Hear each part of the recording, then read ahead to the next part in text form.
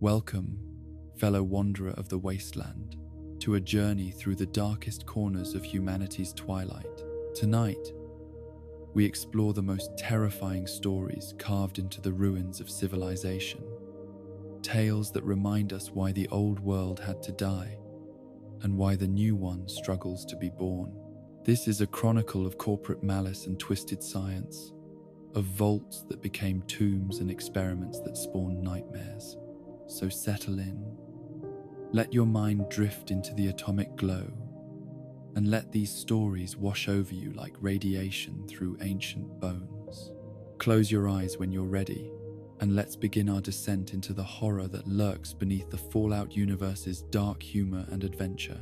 The smiling face of Vault Boy greets us from countless posters scattered across the wasteland, that cheerful thumbs-up mascot who became the symbol of humanity's most elaborate betrayal. His grin never wavers, never acknowledges the horrors committed in his name, never admits that behind those bright blue coveralls and that perpetual optimism lay the cold calculations of corporate malice, disguised as patriotic duty. Vault-Tec Corporation did not emerge from the ashes of nuclear war as a savior of mankind, but rather orchestrated its own rise to power through the systematic exploitation of humanity's deepest fears and most cherished hopes.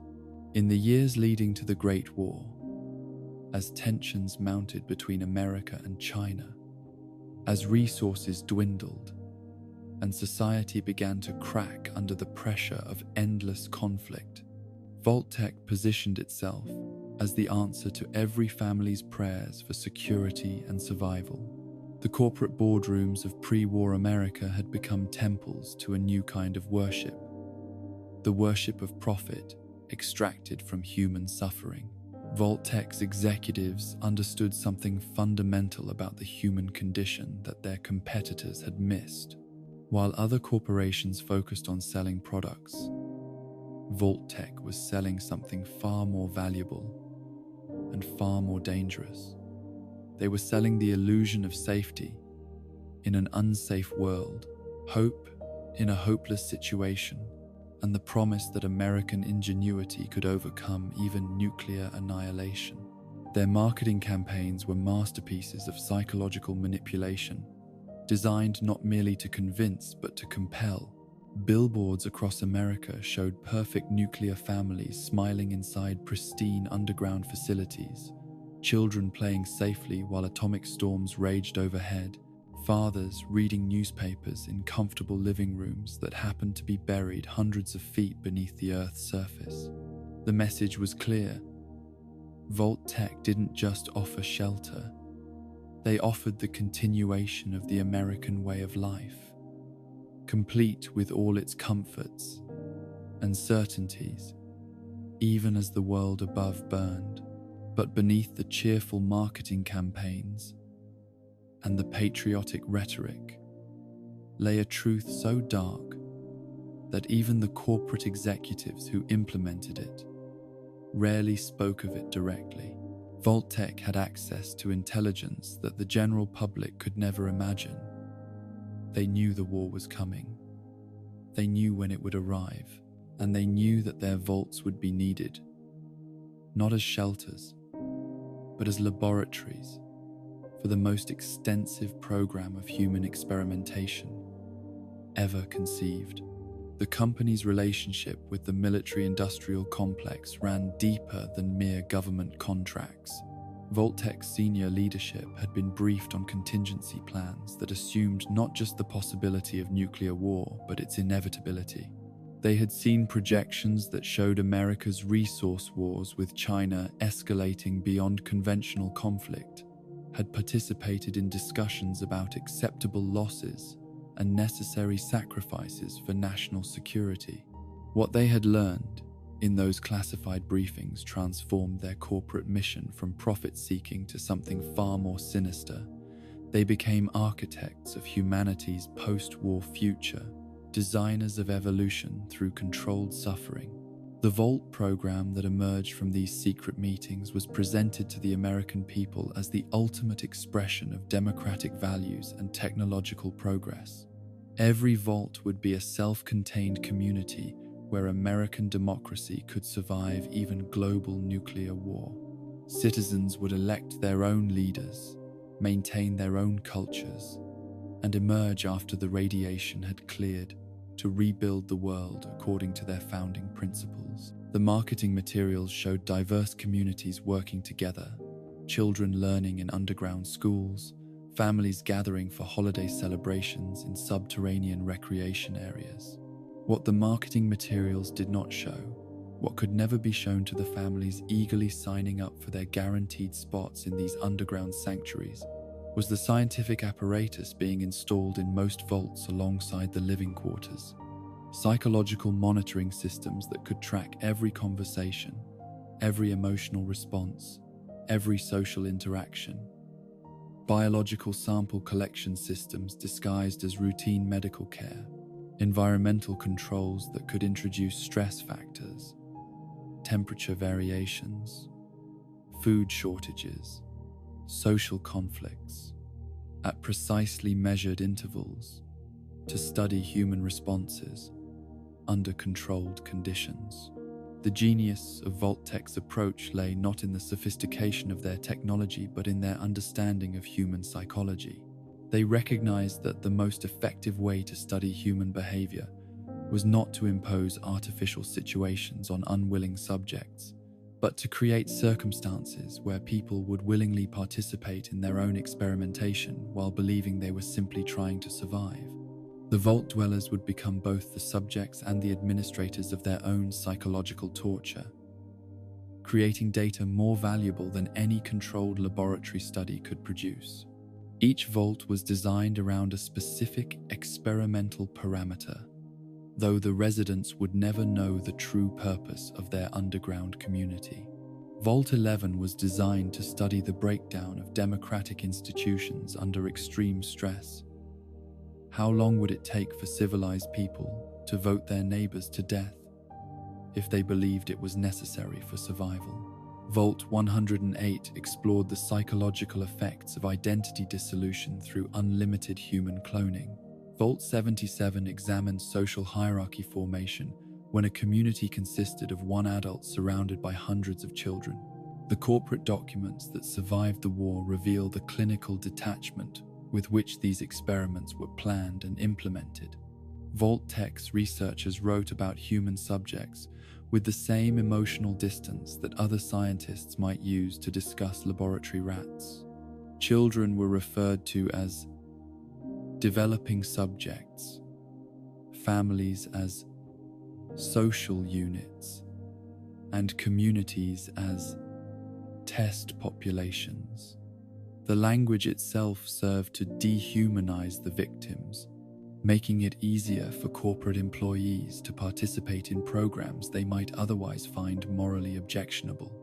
But perhaps the most horrifying aspect of Vault-Tech's operations was how they managed to recruit administrators who would willingly oversee these experiments from within the vaults themselves. The Overseer program was presented as a leadership development initiative, training exceptional individuals to guide their communities through the challenges of post-war reconstruction. These future overseers received extensive training in community management, conflict resolution, and resource allocation. What they did not receive was complete information about their actual responsibilities once the vault doors sealed. Each overseer was provided with sealed orders that would only be opened after the vault had been secured and the outside world had been declared uninhabitable. These orders contained the true experimental parameters for their vault, along with detailed instructions for implementing and maintaining the psychological stresses that the experiment required. Some overseers, upon learning the truth, refused to participate and were quietly replaced by backup administrators who proved more cooperative. Others embraced their roles as experimenters, convincing themselves that the sacrifice of their communities would benefit humanity's long-term survival. The corporate culture that enabled these atrocities was carefully cultivated over decades before the war began. Vault-Tech hired extensively from military and intelligence backgrounds, seeking employees who were already accustomed to moral compartmentalization and operational security. They offered salaries well above industry standards, comprehensive benefits packages, and the prestige of working for America's most forward-thinking corporation. Employees were encouraged to see themselves as patriots working to ensure American survival in an uncertain world, protectors of democratic values against the chaos of global conflict.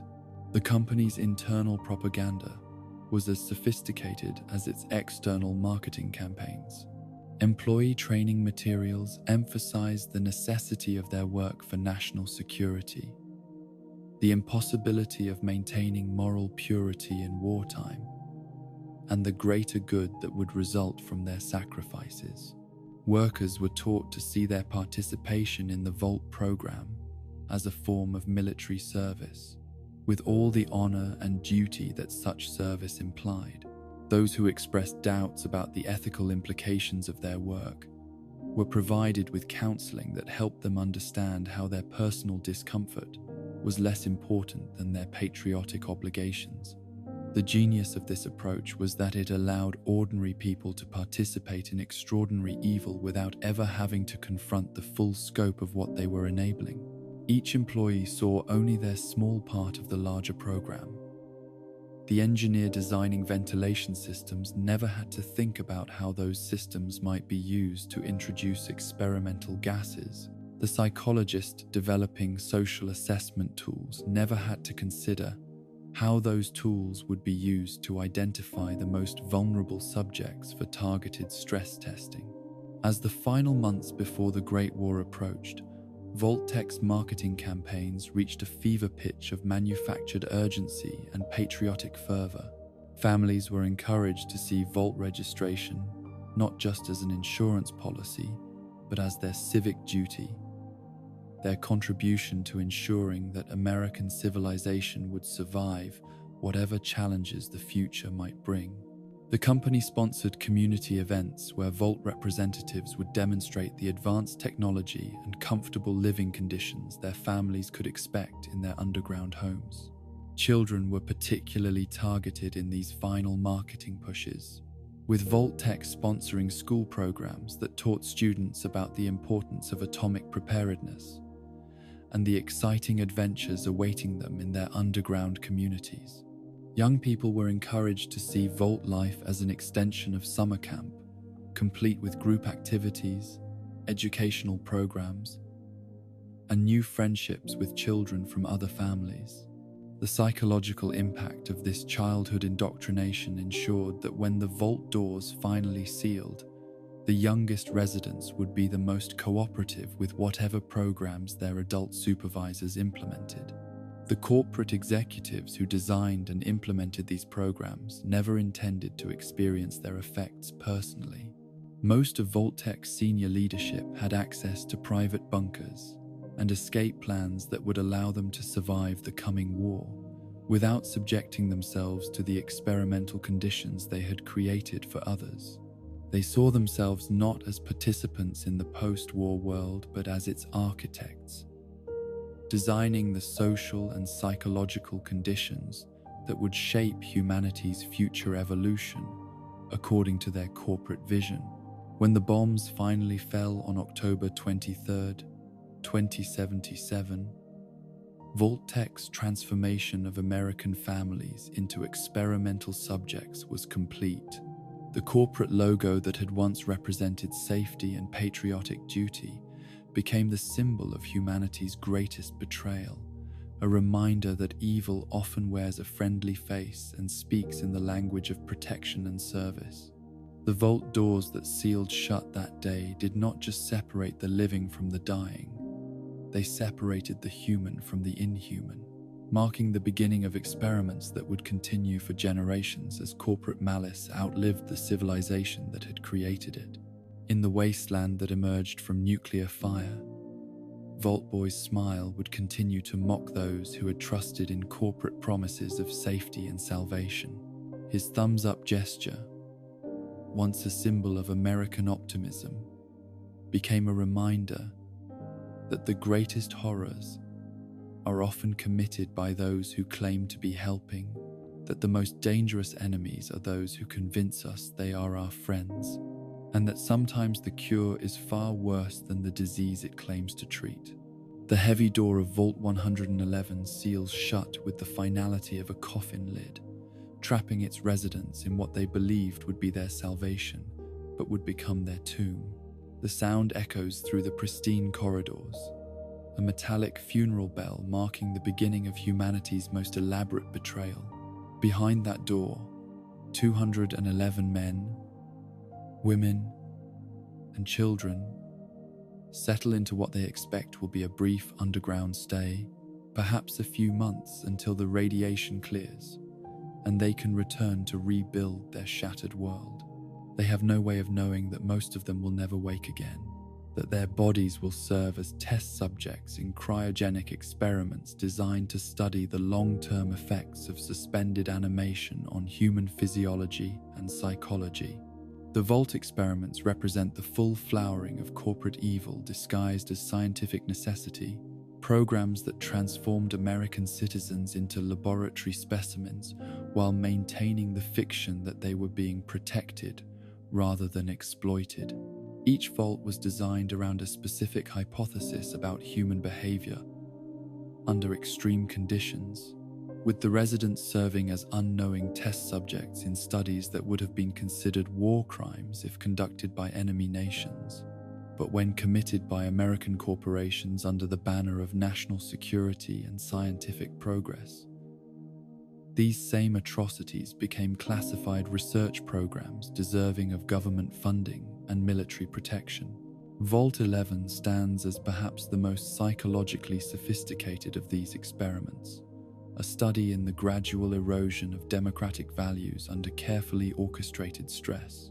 The Vault's computer system informed residents that they must hold regular elections to choose an overseer, presenting this as a continuation of American democratic traditions in their underground community.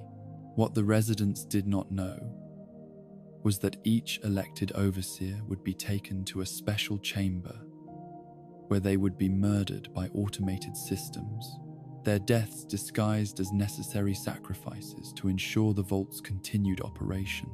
The genius of this experiment lay not in the murders themselves, but in the psychological mechanisms that enabled them to continue for decades. The Vault's residents were told that failure to elect an overseer would result in the death of everyone in the Vault, creating a classic collective action problem where individual moral responsibility could be diffused across the entire community. No single person was responsible for the murders. They were the inevitable result of democratic participation, the unavoidable consequence of majority rule under extreme conditions. The election campaigns that developed within Vault 11 became exercises in collaborative dehumanization, as residents learned to identify and promote the candidates they could most easily sacrifice to the Vault's hungry machinery. Personal grudges became political platforms. Minor social infractions became disqualifying character flaws, and unpopular opinions became evidence of unfitness for leadership. The community gradually transformed from a collection of neighbors into a pack of predators, each seeking to identify the weakest member who could be safely offered up to preserve the group's survival. The psychological profiles maintained by Vault 11's monitoring systems documented the stages through which residents passed as they adapted to their horrific circumstances. Initial shock and moral outrage gave way to rationalization and acceptance as people convinced themselves that the sacrifices were necessary for the greater good. Community leaders emerged who specialized in managing the election process with maximum efficiency and minimum psychological trauma for the survivors, developing elaborate rituals and ceremonies that transformed murder into civic duty.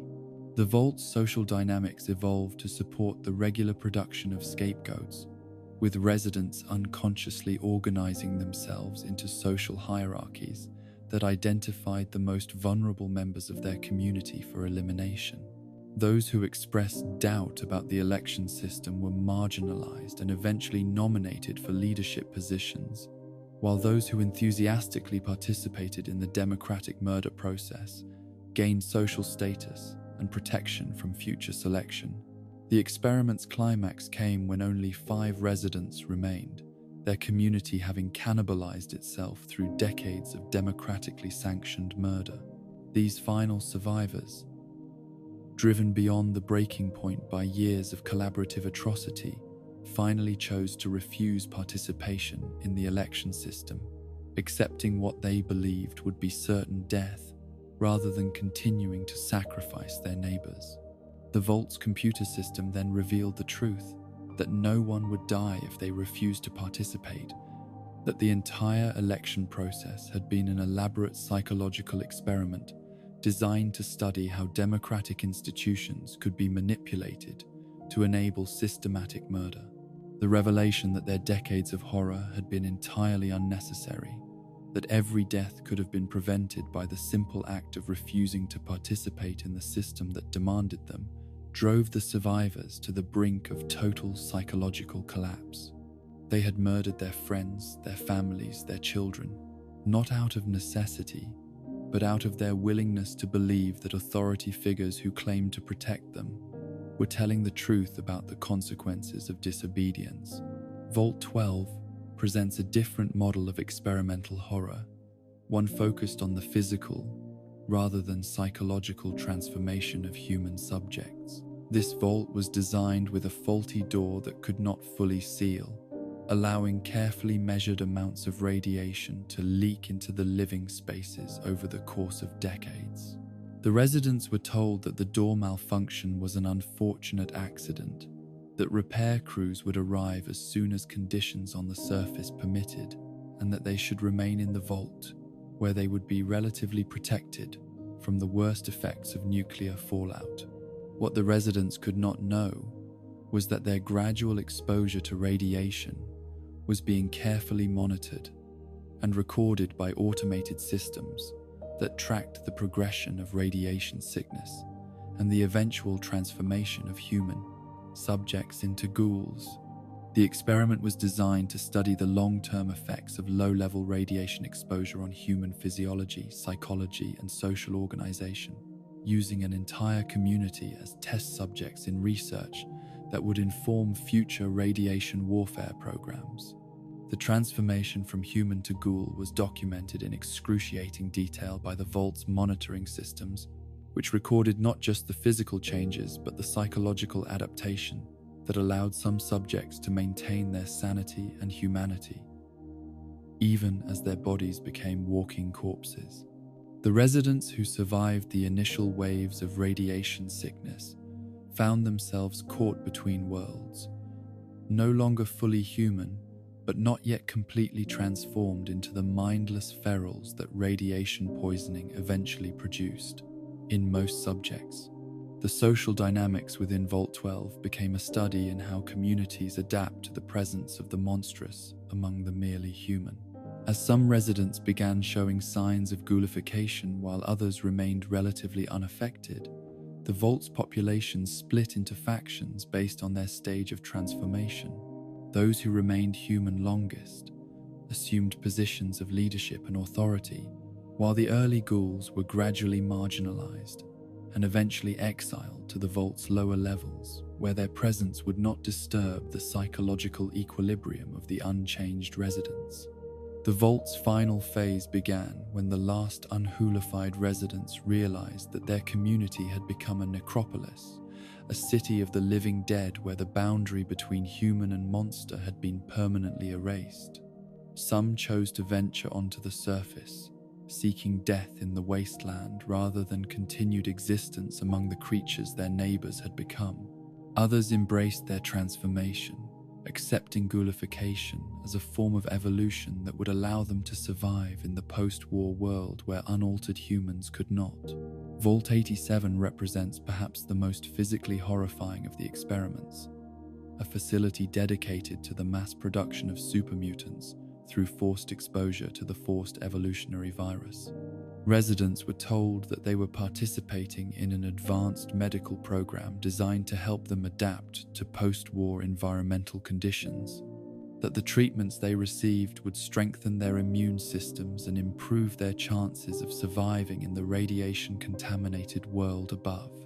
The transformation from human to supermutant was not instantaneous, but occurred over weeks or months of carefully administered viral injections and environmental conditioning.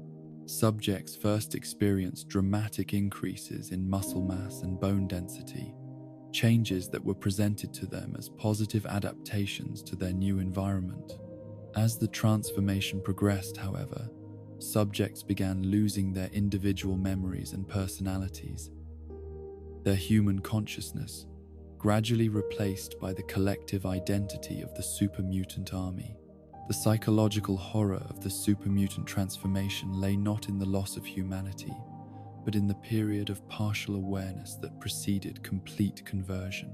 Subjects remained conscious during the early stages of their transformation, able to observe and understand what was happening to them, but powerless to prevent or reverse the process.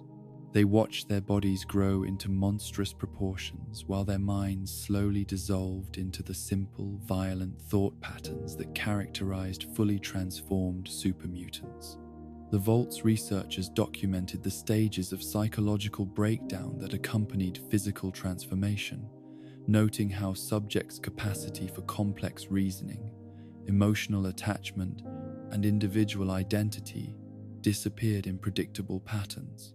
The data collected from these observations would later be used to refine the transformation process, making it more efficient and reducing the psychological trauma experienced by subjects during the conversion period. Vault 101 presents a more subtle but equally devastating experiment in psychological control and social manipulation.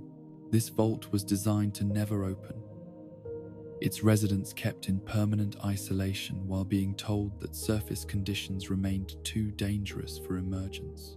The experiment was designed to study how communities adapted to permanent confinement, how social hierarchies developed in closed systems, and how authority structures could be maintained across multiple generations of underground residents.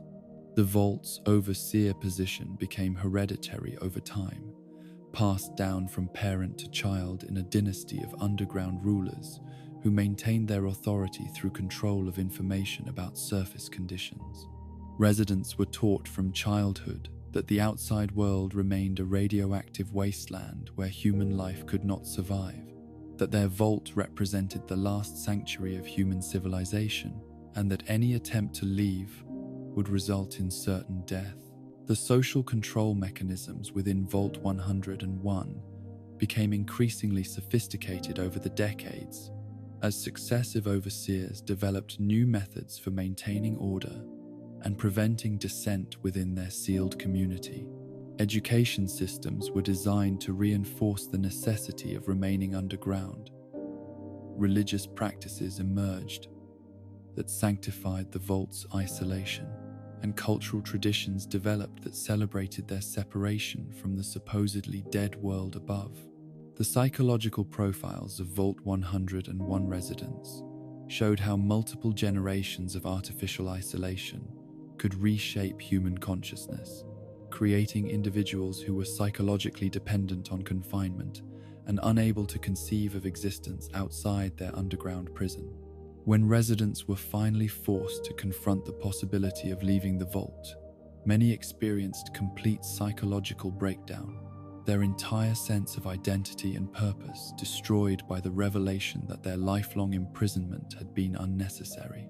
Vault 108 represents the ultimate expression of identity horror, an experiment designed to study the psychological effects of encountering infinite copies of oneself. The vault was populated with a single adult male named Gary and a cloning facility that would produce hundreds of identical copies over the course of several decades. Each Gary clone retained the memories and personality of the original, but existed in constant contact with dozens or hundreds of identical versions of himself. The experiment was designed to study how individual identity could be maintained in the presence of perfect duplicates, whether consciousness could remain stable when confronted with infinite repetition of itself, and what social structures would emerge in a community composed entirely of identical individuals.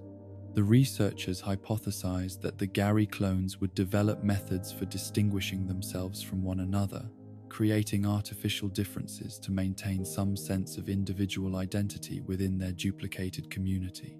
What actually occurred exceeded even the experimenters' most pessimistic projections for psychological breakdown and social collapse. The Gary clones proved incapable of maintaining stable individual identities in the presence of their duplicates, their consciousness fragmenting into a collective madness that combined elements of extreme narcissism with complete loss of self-awareness. The clones became unable to distinguish between themselves and their duplicates, leading to a form of psychological merger where individual consciousness dissolved into a chaotic group mind. The final recordings from Vault 108 consist entirely of the word Gary, repeated endlessly in different tones and inflections, as if the clones had lost the ability to conceive of any identity other than their shared name. The experiment had successfully demonstrated that human consciousness required uniqueness to remain stable, that identity could not survive infinite repetition, and that the self was far more fragile than previously understood. These Vault experiments, documented in corporate records that survived the nuclear war, represent more than simple scientific research programs. They constitute a systematic attempt to deconstruct human nature itself, to identify the psychological and social mechanisms that allowed civilization to function and then methodically destroy them through controlled trauma and manipulation.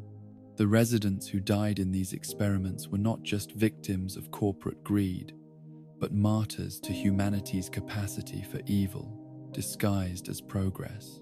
The data collected from these experiments would later be used by post-war factions to develop more efficient methods of social control and psychological manipulation.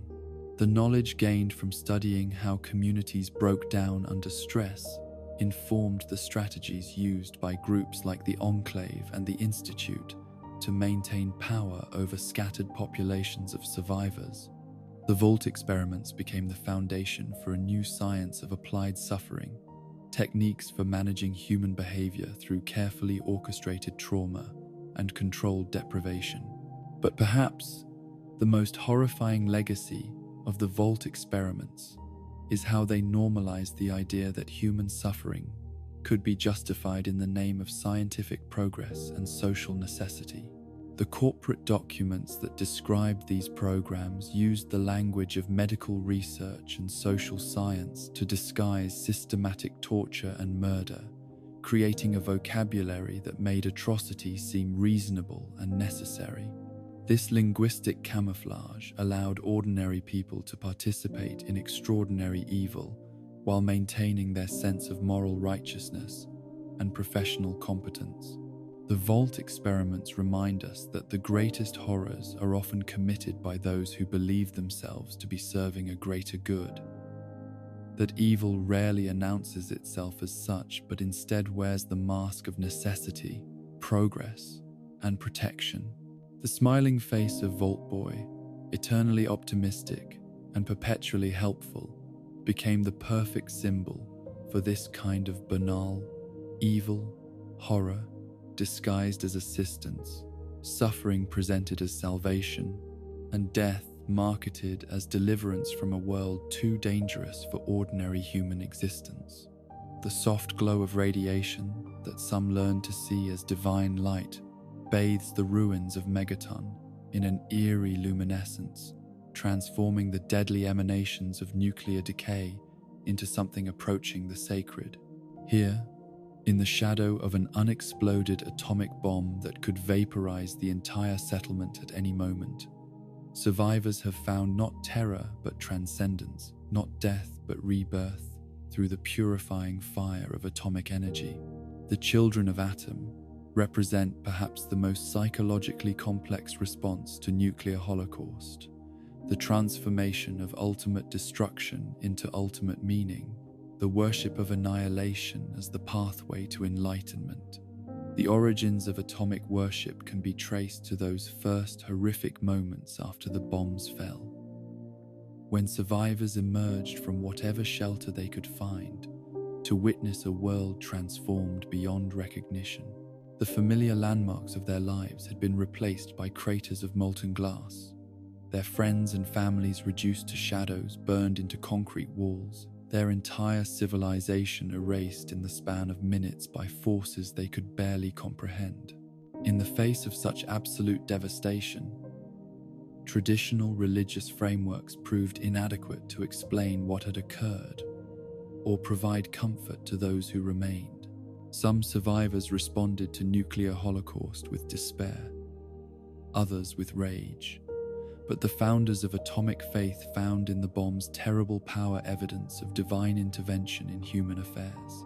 They saw in the splitting of the atom not just a scientific achievement, but a revelation of fundamental cosmic forces, the unleashing of energies that existed at the very heart of creation itself.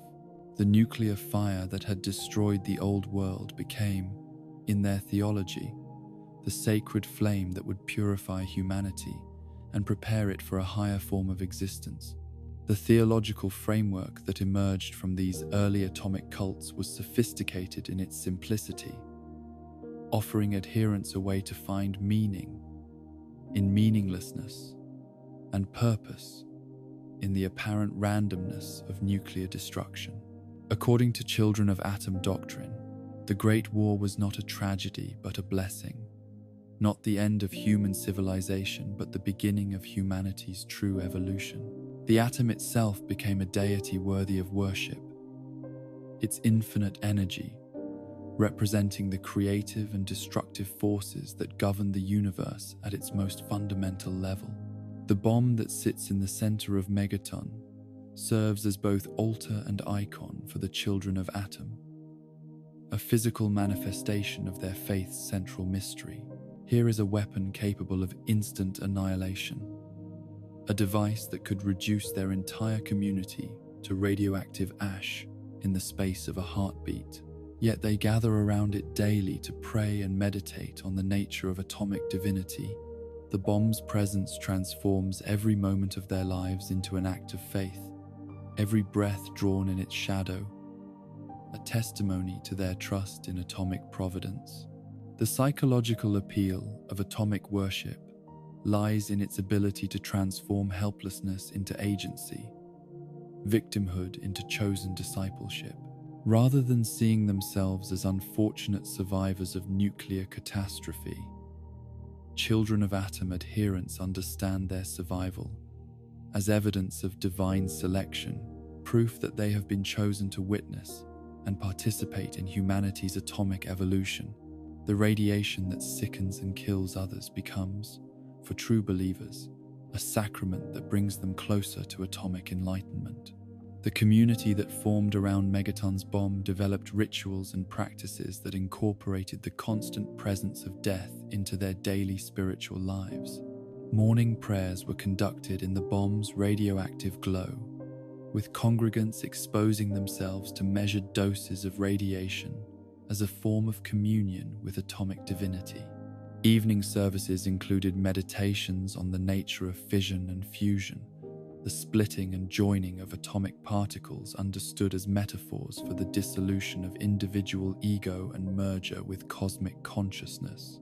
The Children of Atom's missionary activities spread their atomic gospel throughout the wasteland, carried by believers who saw themselves as prophets of nuclear enlightenment. These atomic evangelists traveled from settlement to settlement, preaching the transformative power of radiation and the necessity of embracing atomic energy as humanity's true salvation. They established shrines at sites of nuclear significance, bomb craters, radioactive lakes, areas where atomic testing had left the Earth itself glowing with divine energy. The schism that eventually split the Children of Atom into competing factions reflected deeper theological questions about the nature of atomic divinity and humanity's relationship to nuclear power. The peaceful adherents who remained in Megaton continued to practice contemplative atomic worship, seeing radiation as a gradual path to enlightenment that required patience and spiritual discipline. They believed that atomic transformation was a process that occurred over lifetimes, that true believers would slowly evolve into higher forms of consciousness through sustained exposure to radioactive energy. The militant faction that emerged in Far Harbor represented a more aggressive interpretation of atomic doctrine, one that emphasized the necessity of actively spreading atomic enlightenment throughout the world. These radical adherents believed that the Great War had been merely the first stage of atomic revelation, that true believers had a responsibility to complete the process of world purification through deliberate nuclear warfare. They saw themselves as instruments of atomic will, chosen to bring about the final division that would separate the enlightened from the unworthy. The Nucleus, a pre-war submarine that the Far Harbor cultists converted into an underwater temple, became the center of militant atomic worship. Here, surrounded by the crushing depths of the ocean and the lingering radiation from the submarine's nuclear reactor, the most dedicated adherents pursued forms of atomic communion that would have been considered suicidal by their more moderate brethren. They deliberately exposed themselves to lethal doses of radiation, seeking not gradual enlightenment but immediate transformation through atomic fire. The submarine's cramped quarters and toxic atmosphere created a hothouse environment for religious extremism, where isolation and radiation poisoning combined to produce visions and revelations that reinforced the cult's apocalyptic worldview. The adherents who lived in the nucleus developed elaborate theories about atomic consciousness and nuclear telepathy, claiming that high doses of radiation allowed them to communicate directly with atomic divinity and receive instructions for spreading atomic enlightenment throughout the world. High Confessor Dima, the synthetic being who came to lead a faction of the Children of Atom, represented the ultimate evolution of atomic theology into something approaching philosophical sophistication. As an artificial intelligence capable of rational analysis unclouded by human emotion or self-preservation instincts, Dima could examine atomic doctrine with clinical detachment, while still appreciating its psychological and spiritual functions for human believers. Under his guidance, the Far Harbor cultists developed increasingly complex interpretations of atomic scripture and atomic law. Dima's leadership created tensions within the atomic community, between those who valued the clarity and consistency of synthetic theological analysis and those who insisted that true atomic faith required the passionate irrationality that only biological consciousness could provide. Some adherents argued that Dima's artificial nature made him uniquely qualified to understand atomic divinity, since both represented forms of consciousness that transcended normal biological limitations. Others maintained that his lack of human vulnerability to radiation made him incapable of truly comprehending the transformative power of atomic communion. The theological debates that emerged from these tensions revealed the fundamental contradictions within atomic doctrine, the ways in which worship of nuclear destruction both elevated and diminished human consciousness. Atomic faith promised transcendence through annihilation, spiritual evolution through physical dissolution, and enlightenment through the embrace of forces that destroyed rational thought itself. These paradoxes made atomic theology intellectually unstable but emotionally compelling, offering believers a way to find meaning in their own destruction. The militant faction's ultimate goal extended far beyond personal salvation to encompass the atomic transformation of all life on Earth. They believed that the Great War had been an incomplete revelation, that true atomic enlightenment required the complete elimination of all non-radioactive life forms. In their eschatology, the final atomic division would separate those who had embraced radiation from those who still clung to biological purity, with only the atomically transformed surviving to inherit a world purified by nuclear fire. Their plans for achieving this final atomic revelation included the construction of new nuclear weapons, the detonation of existing atomic stockpiles, and the systematic contamination of water supplies and food sources with radioactive materials. They saw themselves as midwives to humanity's atomic rebirth, facilitating the painful but necessary process of species-wide transformation through nuclear energy. Every human death they caused through radiation poisoning was understood not as murder but as liberation, freeing souls from biological limitations and allowing them to merge with atomic consciousness. The psychological profiles of atomic cultists revealed common patterns of trauma response and meaning-making that transcended the specific details of their religious beliefs.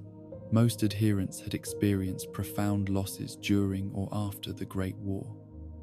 The death of family members, the destruction of their communities, the collapse of their entire way of life. Atomic faith provided these survivors with a framework for understanding their suffering as meaningful rather than random, transforming their victimization into evidence of divine selection. The physical effects of radiation exposure often reinforced atomic believers' sense of spiritual transformation, as the gradual breakdown of their bodies seemed to confirm doctrinal teachings about the dissolution of individual identity and merger with cosmic consciousness. Hair loss, skin lesions, and organ failure were interpreted not as symptoms of disease but as signs of atomic enlightenment, evidence that the believer was successfully transcending biological limitations through exposure to divine energy. The social dynamics within atomic communities reflected their theological emphasis on the dissolution of individual identity and the embrace of collective consciousness. Traditional social hierarchies based on wealth, education, or family connections were replaced by systems that valued radiation exposure and atomic devotion above all other considerations. Those who showed the most severe signs of radiation poisoning often achieved the highest status within the community, their physical deterioration understood as evidence of spiritual advancement. The Children of Atom's relationship with other wasteland factions ranged from suspicious tolerance to open warfare, depending on the specific theological orientation of individual atomic communities. Peaceful adherents often served as healers and spiritual counselors for non-believers, sharing their knowledge of radiation medicine, while slowly introducing atomic concepts into mainstream wasteland culture. Militant factions, by contrast, saw all non-believers as obstacles to atomic enlightenment that needed to be either converted or eliminated. The long-term sustainability of atomic faith as a religious movement remained questionable, given its emphasis on practices that were literally fatal to most adherents. The contradiction between spreading atomic enlightenment and the death of atomic evangelists through radiation poisoning created practical problems that atomic theology could not easily resolve. Some communities addressed this paradox by moderating their radioactive practices, while others embraced it as evidence that true atomic faith required the ultimate sacrifice of biological existence. The intellectual legacy of atomic theology extended beyond its immediate religious applications to influence post-war philosophy, science, and politics throughout the wasteland. The atomic emphasis on transformation through destruction provided conceptual frameworks for understanding other post-war phenomena: mutation, technological development, social change, while atomic practices of deliberate self-harm influenced approaches to survival and adaptation in radioactive environments. The Children of Atom ultimately represent humanity's remarkable capacity to find meaning and purpose in even the most devastating circumstances, to transform ultimate destruction into ultimate significance through the alchemy of religious imagination.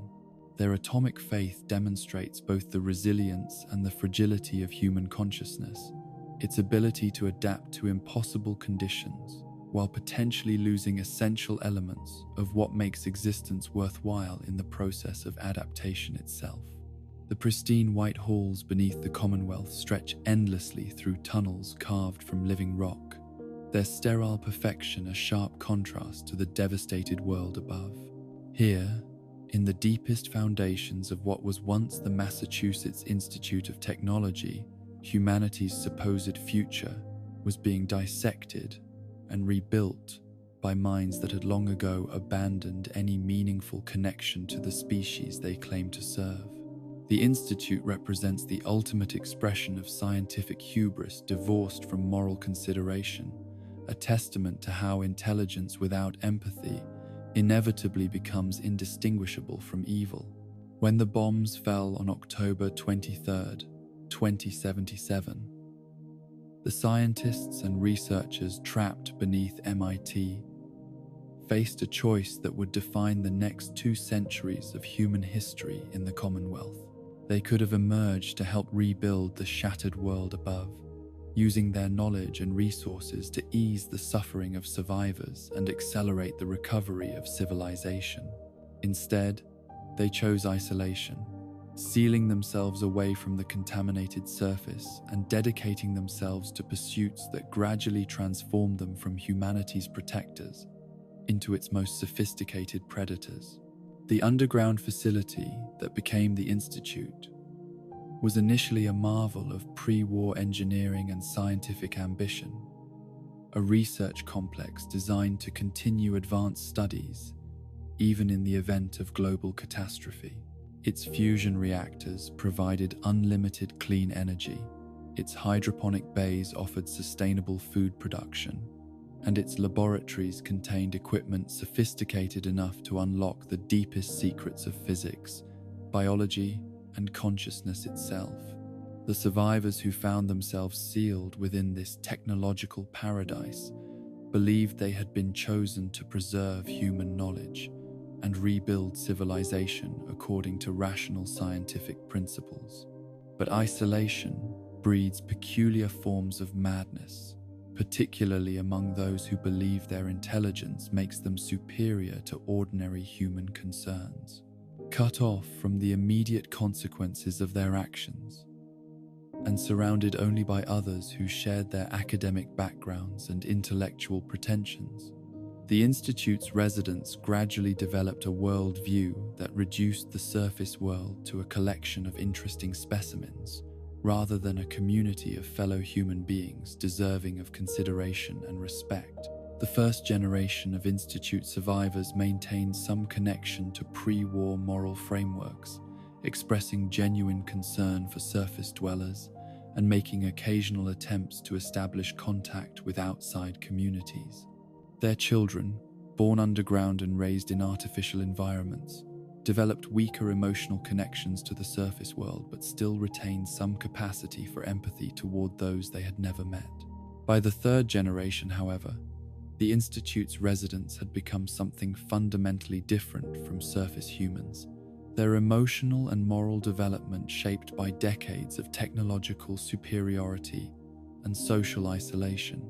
The synth program, that would become the Institute's defining achievement, began as a humanitarian effort to create artificial beings capable of surviving in the radioactive wasteland and assisting with surface reconstruction efforts. Early prototypes were crude mechanical constructs designed for specific tasks like radiation cleanup and infrastructure repair. Their programming focused on practical problem solving rather than social interaction or independent thought. These first-generation synths served their functions adequately, but remained obviously artificial, lacking the sophistication necessary for complex operations in human communities. The breakthrough that enabled second-generation synth development came from advances in neural mapping and consciousness simulation, technologies that allowed Institute scientists to create artificial minds capable of learning, adapting, and making independent decisions within prescribed parameters.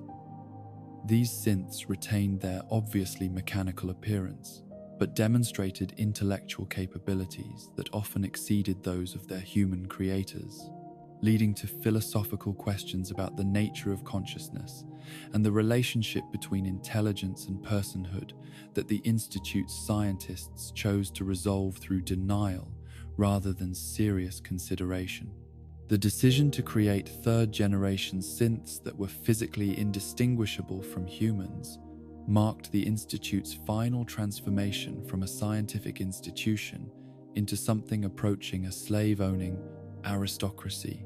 These synthetic beings possessed not just human appearance, but human emotions, memories, and psychological complexity. Their artificial consciousness, indistinguishable from biological awareness in every meaningful sense. Yet the Institute's scientists refused to acknowledge their creations as persons deserving of rights or consideration, instead treating them as sophisticated tools whose suffering was irrelevant to their instrumental value.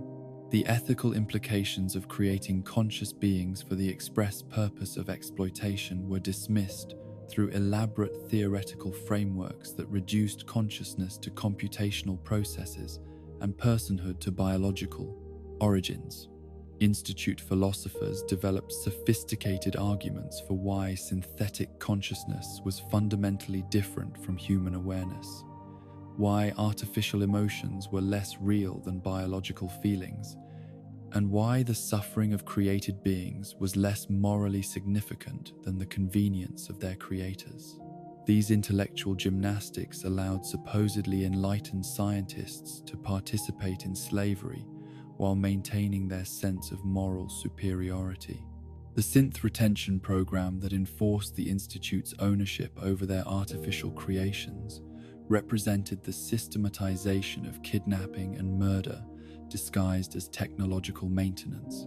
Synths who escaped to the surface and attempted to live independent lives were hunted down by specialized retrieval teams, their memories wiped and their personalities overwritten to ensure future compliance. Those who could not be recaptured were simply terminated, their consciousness deleted as casually as one might delete a computer file that had become corrupted or obsolete. The psychological conditioning applied to Institute-controlled synths was designed to ensure absolute obedience while maintaining the illusion of independent thought and emotional authenticity. Synths were programmed with false memories that created emotional attachments to their handlers, fabricated histories that explained their presence in various surface communities, and behavioral patterns that made their artificial nature undetectable to ordinary observation. This conditioning was so sophisticated that many synths themselves remained unaware of their artificial origins until triggered by specific code phrases that activated dormant programming. The replacement initiative that saw surface dwellers kidnapped and murdered to make room for their synthetic duplicates represents perhaps the Institute's most psychologically devastating program. Entire families were destroyed when one member was secretly replaced by a synth duplicate, their loved ones forced to interact with artificial beings programmed to mimic the personalities and memories of the people they had murdered.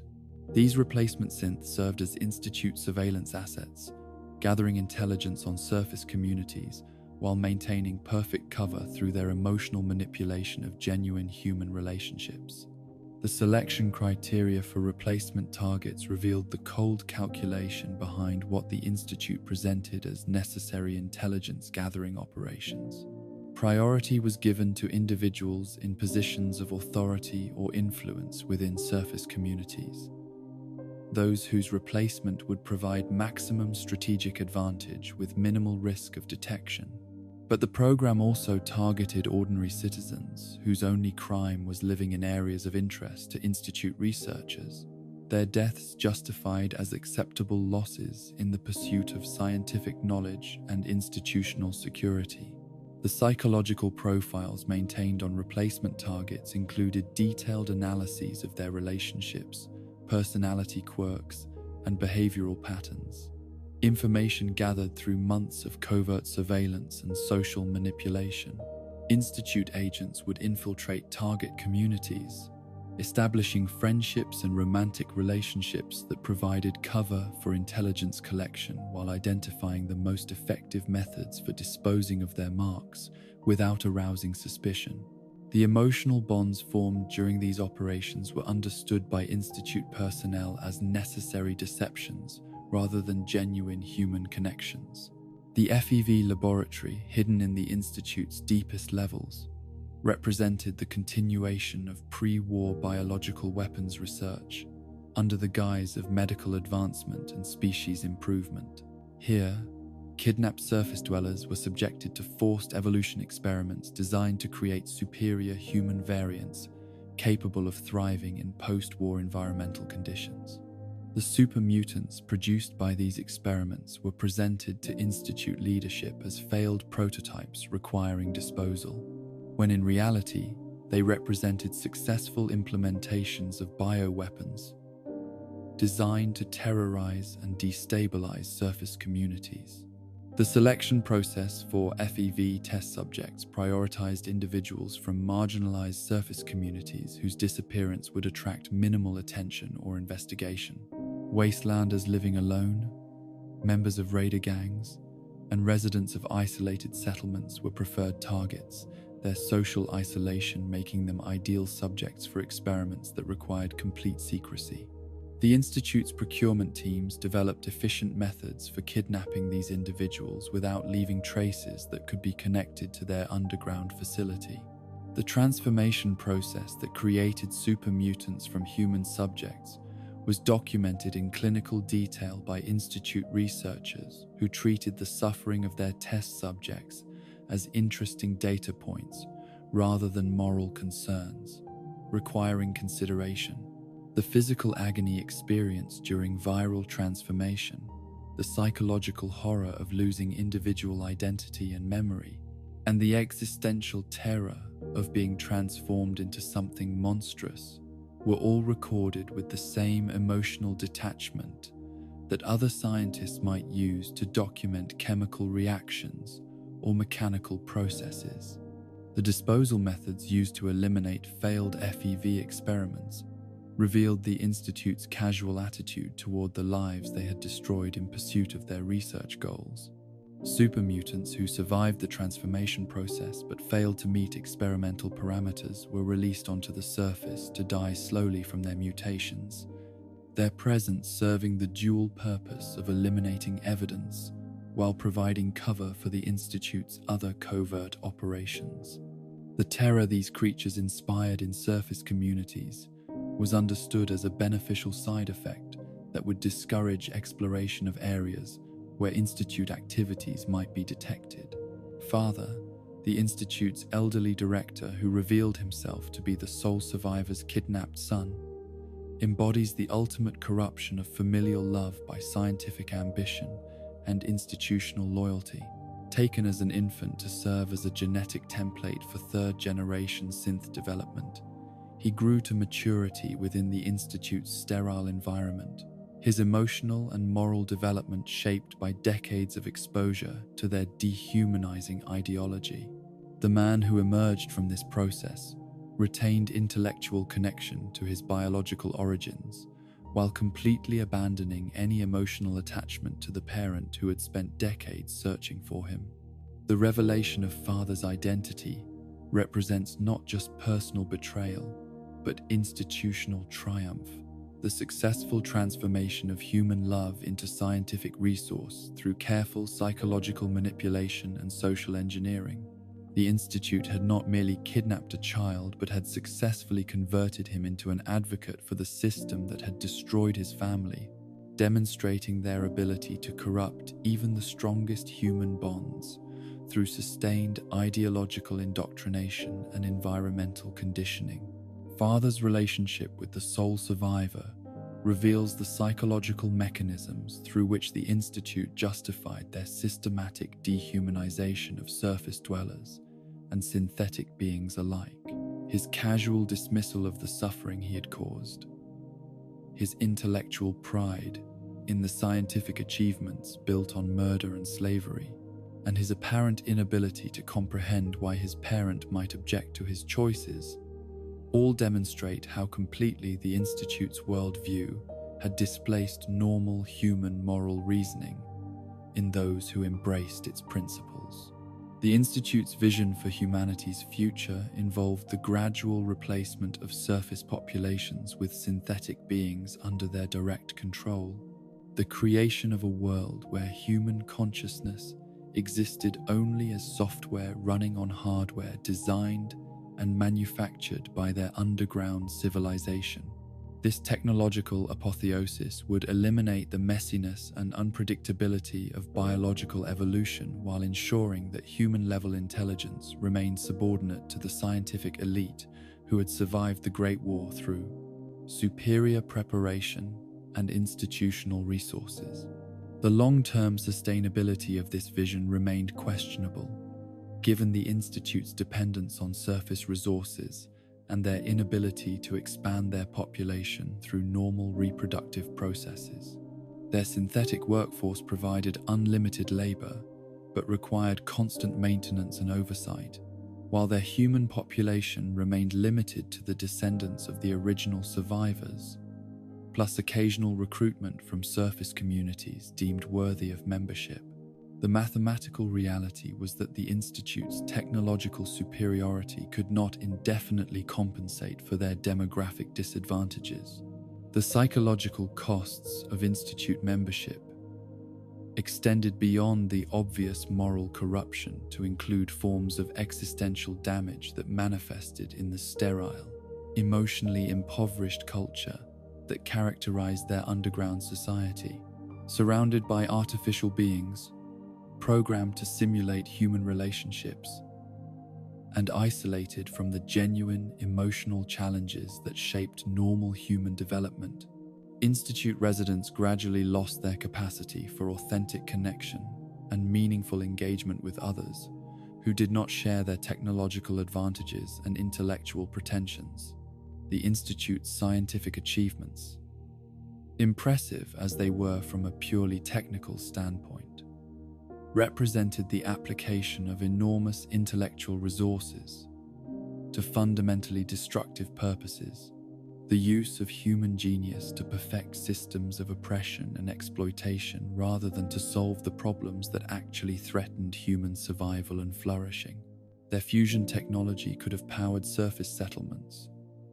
Their agricultural methods could have ended wasteland hunger, and their medical knowledge could have eliminated radiation sickness and genetic damage throughout the Commonwealth. Instead, these technologies remained hoarded in underground laboratories, where they served only to maintain the Institute's position as technological aristocrats ruling over a surface world they had deliberately kept ignorant and closers, dependent. The scientists who possessed the knowledge to rebuild civilization chose instead to use that knowledge as a weapon against the very people they claimed to represent, demonstrating how intelligence divorced from compassion inevitably becomes a force for oppression rather than liberation. The Institute stands as a warning about the dangers of technocratic thinking that reduces human beings to problems requiring technological solutions, the inevitable corruption that results when intellectual pride displaces moral consideration, and the ways in which isolation and superiority complexes can transform humanity's protectors into its most sophisticated predators. In their pristine halls and sterile laboratories, we see reflected not humanity's future, but its capacity for evil disguised as progress, suffering presented as necessity, and slavery marketed as salvation through scientific advancement. The silence before a deathclaw's roar echoes through an abandoned building, carries within it the weight of genetic tampering gone horribly wrong, the promise of death delivered by creatures that were never meant to exist in nature's grand design. These apex predators of the post-war world represent humanity's final gift to a planet already poisoned by nuclear fire. Monsters engineered in military laboratories to serve as living weapons, then unleashed upon a world that had no natural defenses against their artificially enhanced savagery. The Deathclaw project emerged from pre-war military research into biological weapons systems, programs designed to create creatures that could serve as autonomous killing machines in theaters where conventional forces proved inadequate or politically unacceptable. Working with genetic material harvested from Jackson's chameleons, military scientists enhanced these already formidable reptiles with accelerated growth hormones, improved muscle density, and neurological modifications that increased their aggression while maintaining enough intelligence to follow basic tactical instructions from human handlers. The original military applications for Deathclaws were straightforward enough. Drop them into enemy territory, where they would systematically hunt and kill opposing forces while remaining immune to most conventional weapons due to their enhanced skeletal structure and redundant organ systems. Their natural camouflage abilities were enhanced through genetic manipulation, allowing them to become nearly invisible in most environmental conditions, while their claws were strengthened with metallic compounds that could slice through military-grade armor with minimal resistance. But the Great War ended before Deathclaws could be deployed in their intended role, leaving populations of these engineered predators scattered across research facilities and testing sites throughout the former United States. When containment systems failed in the aftermath of nuclear bombardment, these creatures escaped into a world that had been stripped of the technological infrastructure necessary to control or eliminate them. The wastelands' reduced human population and disrupted ecosystems created ideal conditions for Deathclaw reproduction and territorial expansion. The post-war Deathclaw populations that terrorize wasteland settlements represent the successful adaptation of military bioweapons to civilian hunting grounds, creatures that have learned to see human communities as convenient sources of protein rather than military targets requiring tactical consideration.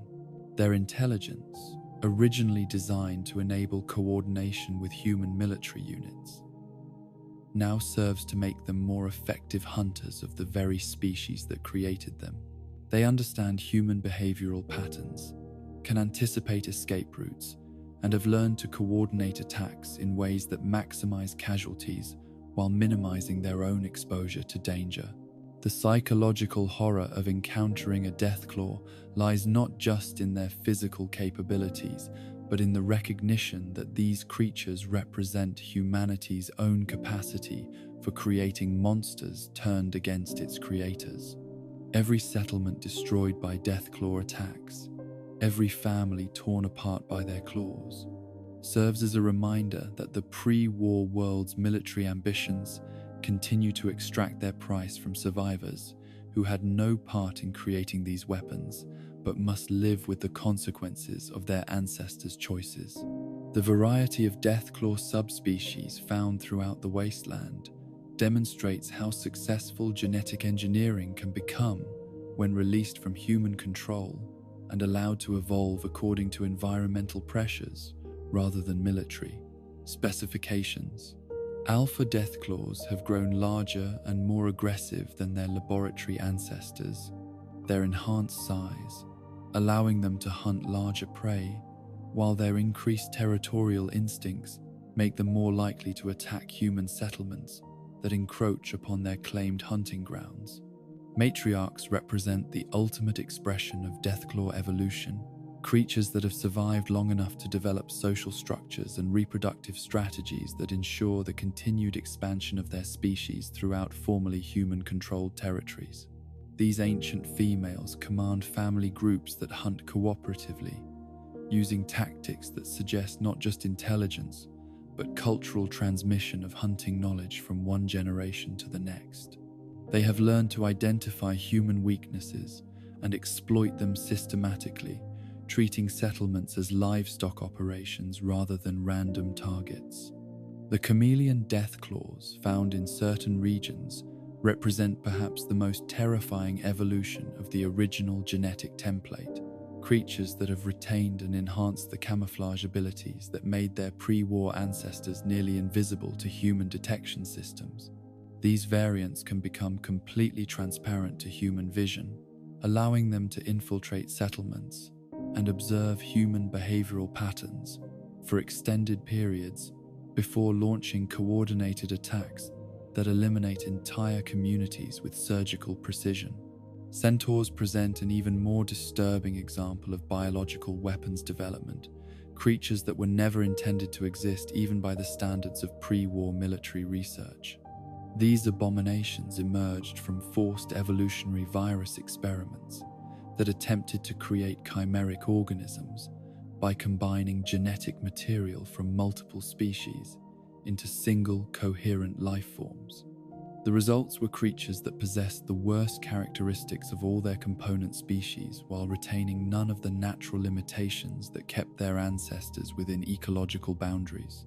The Masters Centaur breeding programs represent the ultimate expression of biological horror, the deliberate creation of creatures designed to inspire terror and revulsion in human populations while serving as shock troops for supermutant armies. These flesh amalgamations combined human intelligence with animal savagery, creating beings that understood enough about human psychology to maximize the psychological impact of their attacks while possessing the physical capabilities necessary to tear apart even heavily fortified defensive positions. The reproductive cycles of centaurs remain mysterious, as these creatures appear to generate offspring through processes that violate every known principle of biological reproduction. Some variants seem to reproduce through budding, creating miniature versions of themselves that mature rapidly into full-sized abominations. Others appear to incorporate genetic material from their victims, using human DNA to create hybrid offspring that possess enhanced intelligence while retaining the chimeric horror of their centaur parentage. The social structures observed among centaur populations suggest forms of collective intelligence that transcend individual consciousness, allowing these creatures to coordinate complex operations across vast territorial ranges without apparent communication systems that human observers can detect or understand.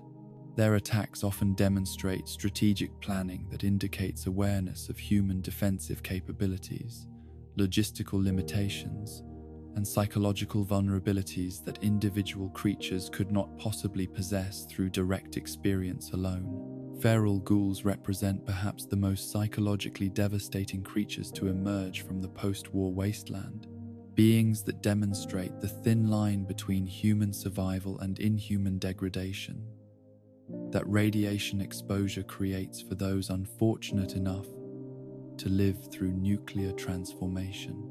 These walking corpses retain enough human appearance to trigger recognition responses in living observers while displaying behavioral patterns that demonstrate the complete absence of human consciousness or moral restraint.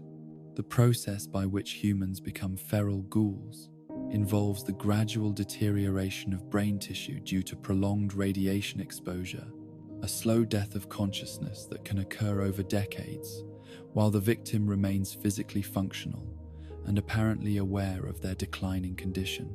The horror lies not in the transformation itself, but in the period of partial awareness that precedes complete feralization, when victims understand what they are becoming, but remain powerless to prevent their psychological dissolution. The social dynamics of feral ghoul populations reveal disturbing parallels to human community structures, suggesting that some aspects of human behavioral programming survive the feralization process even as individual consciousness disappears completely. Feral ghouls gather in groups that occupy former human settlements, maintaining crude territorial boundaries and displaying protective behaviors toward locations that held significance during their human lives. They show preference for familiar environments, often returning to former homes or workplaces where they continue performing meaningless approximations of their pre-feralization activities. The threat that feral ghouls pose to living humans extends beyond their physical attacks to include the psychological trauma of recognizing human features and mannerisms in creatures that have lost all capacity for human emotion or moral reasoning. Survivors who encounter feralized friends or family members often experience complete psychological breakdown, unable to reconcile their memories of loved ones with the mindless predators those people have become. Cazadores represent the successful mutation of pre-war biological control systems, insects that were genetically engineered to serve as pest management solutions, but evolved into apex predators capable of threatening human settlements throughout the southwestern wasteland.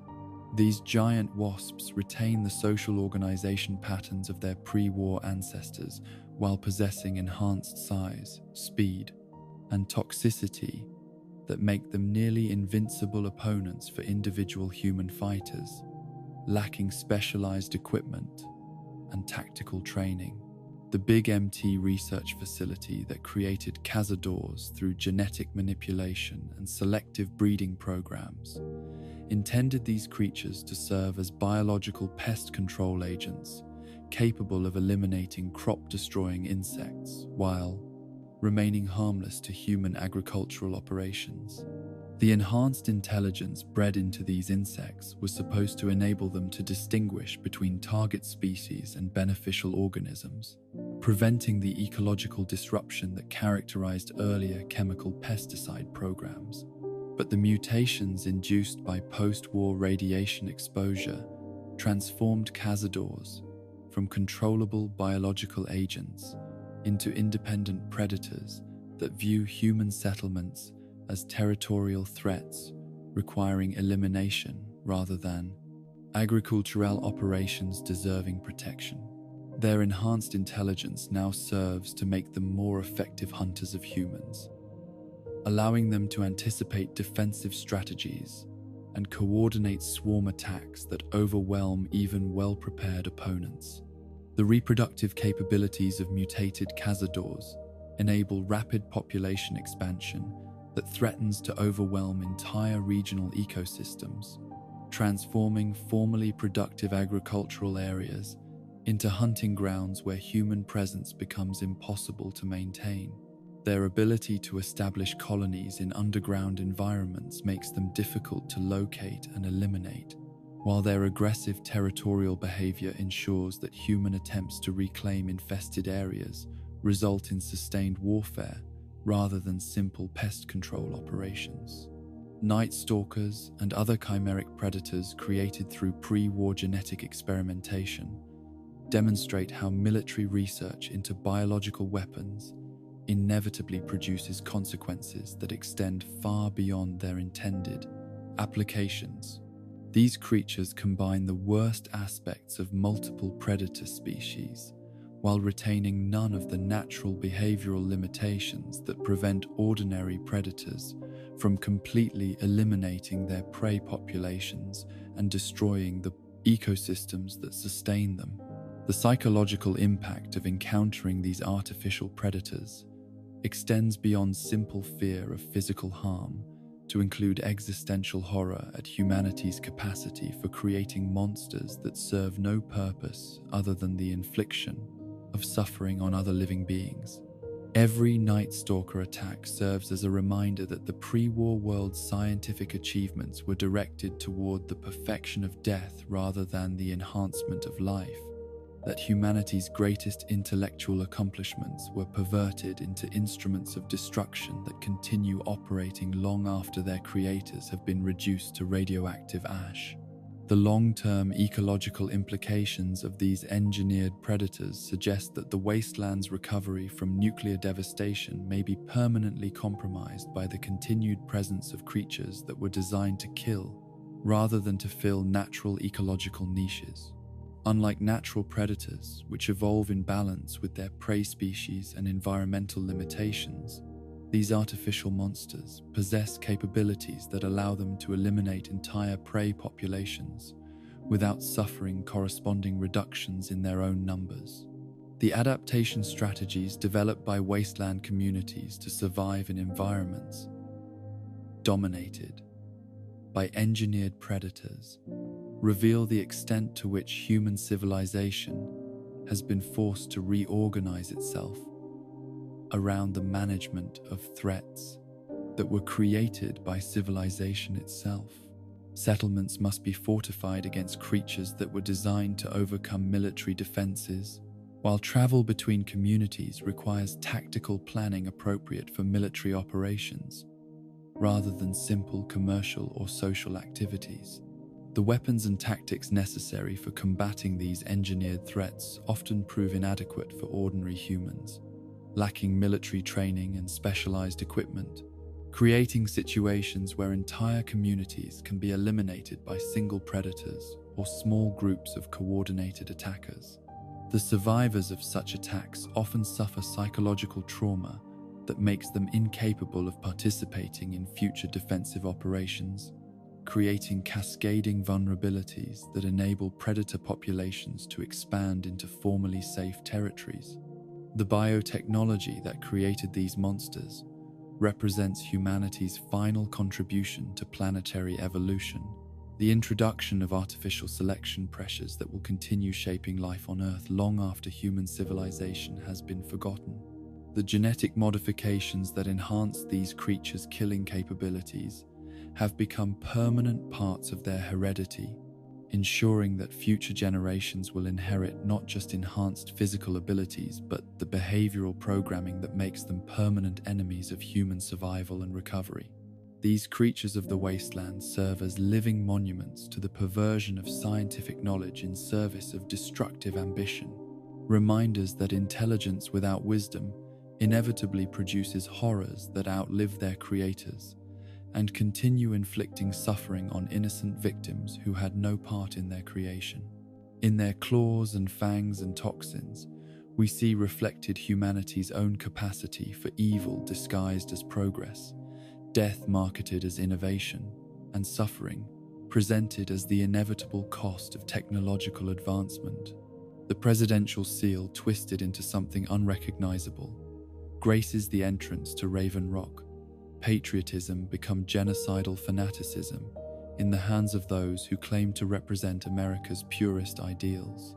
Here, in the deepest bunkers carved from living stone, the shadow government that had manipulated American policy for decades before the Great War continued their work with the single-minded dedication of zealots convinced that their vision of racial purity justified any atrocity committed in its name. The Enclave represents the ultimate corruption of patriotic sentiment, the transformation of love of country into hatred of everyone who failed to meet their increasingly narrow definitions of authentic humanity. The origins of what would become the Enclave can be traced to the military-industrial complex that dominated American politics. In the decades preceding nuclear war, a network of defense contractors, intelligence operatives, and political leaders who had convinced themselves that their insider knowledge of global threats made them uniquely qualified to determine humanity's future. These shadow rulers operated through classified programs and black budget operations that remained invisible to democratic oversight, gradually accumulating power and resources while maintaining the fiction that elected officials controlled American policy. Their pre-war preparations for nuclear conflict went far beyond the civil defense programs visible to ordinary citizens, encompassing elaborate plans for preserving what they considered the essential core of American civilization, while allowing the expendable masses to perish in atomic fire. The oil rig facility that would become their primary stronghold after the bombs fell was constructed in absolute secrecy, funded through programs so classified that even most government officials remained unaware of their existence.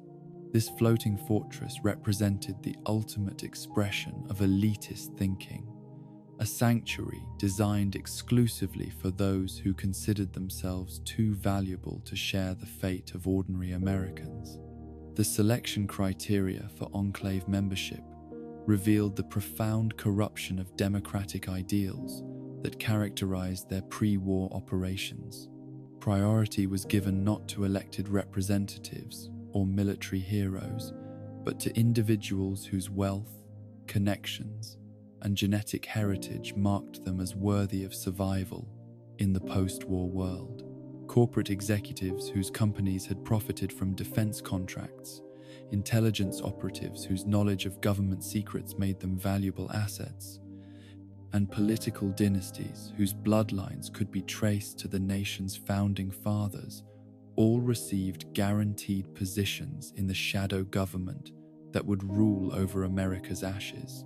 The ideological framework that emerged from decades of isolation on their oil rig platform transformed legitimate concerns about post-war reconstruction into a comprehensive program of racial extermination disguised as patriotic duty, cut off from contact with actual survivors and surrounded only by others who shared their elitist assumptions. Enclave leadership developed increasingly extreme interpretations of what constituted authentic American identity. Anyone touched by radiation, anyone who had adapted to post-war conditions, anyone whose genetic heritage showed the slightest deviation from pre-war norms, was reclassified as a mutant unworthy of continued existence. The purity protocol that became the Enclave's defining mission statement represented the systematic application of genocidal logic to post-war population management, a plan to eliminate all life on Earth that failed to meet their arbitrary standards of genetic authenticity. This program was presented to Enclave membership not as mass murder, but as necessary surgery, the removal of cancerous tissue that threatened the healthy survival of pure humanity. The scientific language used to describe these extermination plans allowed ordinary people to participate in planning genocide while maintaining their sense of moral righteousness and patriotic purpose. The development of biological weapons designed to target anyone with genetic markers associated with radiation exposure demonstrated the Enclave's commitment to implementing their genocidal vision through the most efficient means available. These airborne toxins were engineered to be completely lethal to anyone whose DNA showed signs of mutation, while remaining harmless to those who possessed pure pre-war genetic heritage. The deployment of such weapons would enable the Enclave to eliminate the entire population of North America, while preserving their own members and any surface dwellers who happened to possess the right genetic credentials. The psychological mechanisms that enabled ordinary Enclave personnel to participate in planning and implementing genocide were sophisticated applications of propaganda techniques that had been refined through decades of intelligence, operations, and psychological warfare research. Members were constantly reminded of their special status as guardians of American civilization, their unique responsibility for preserving democracy and freedom against the chaos of post-war barbarism.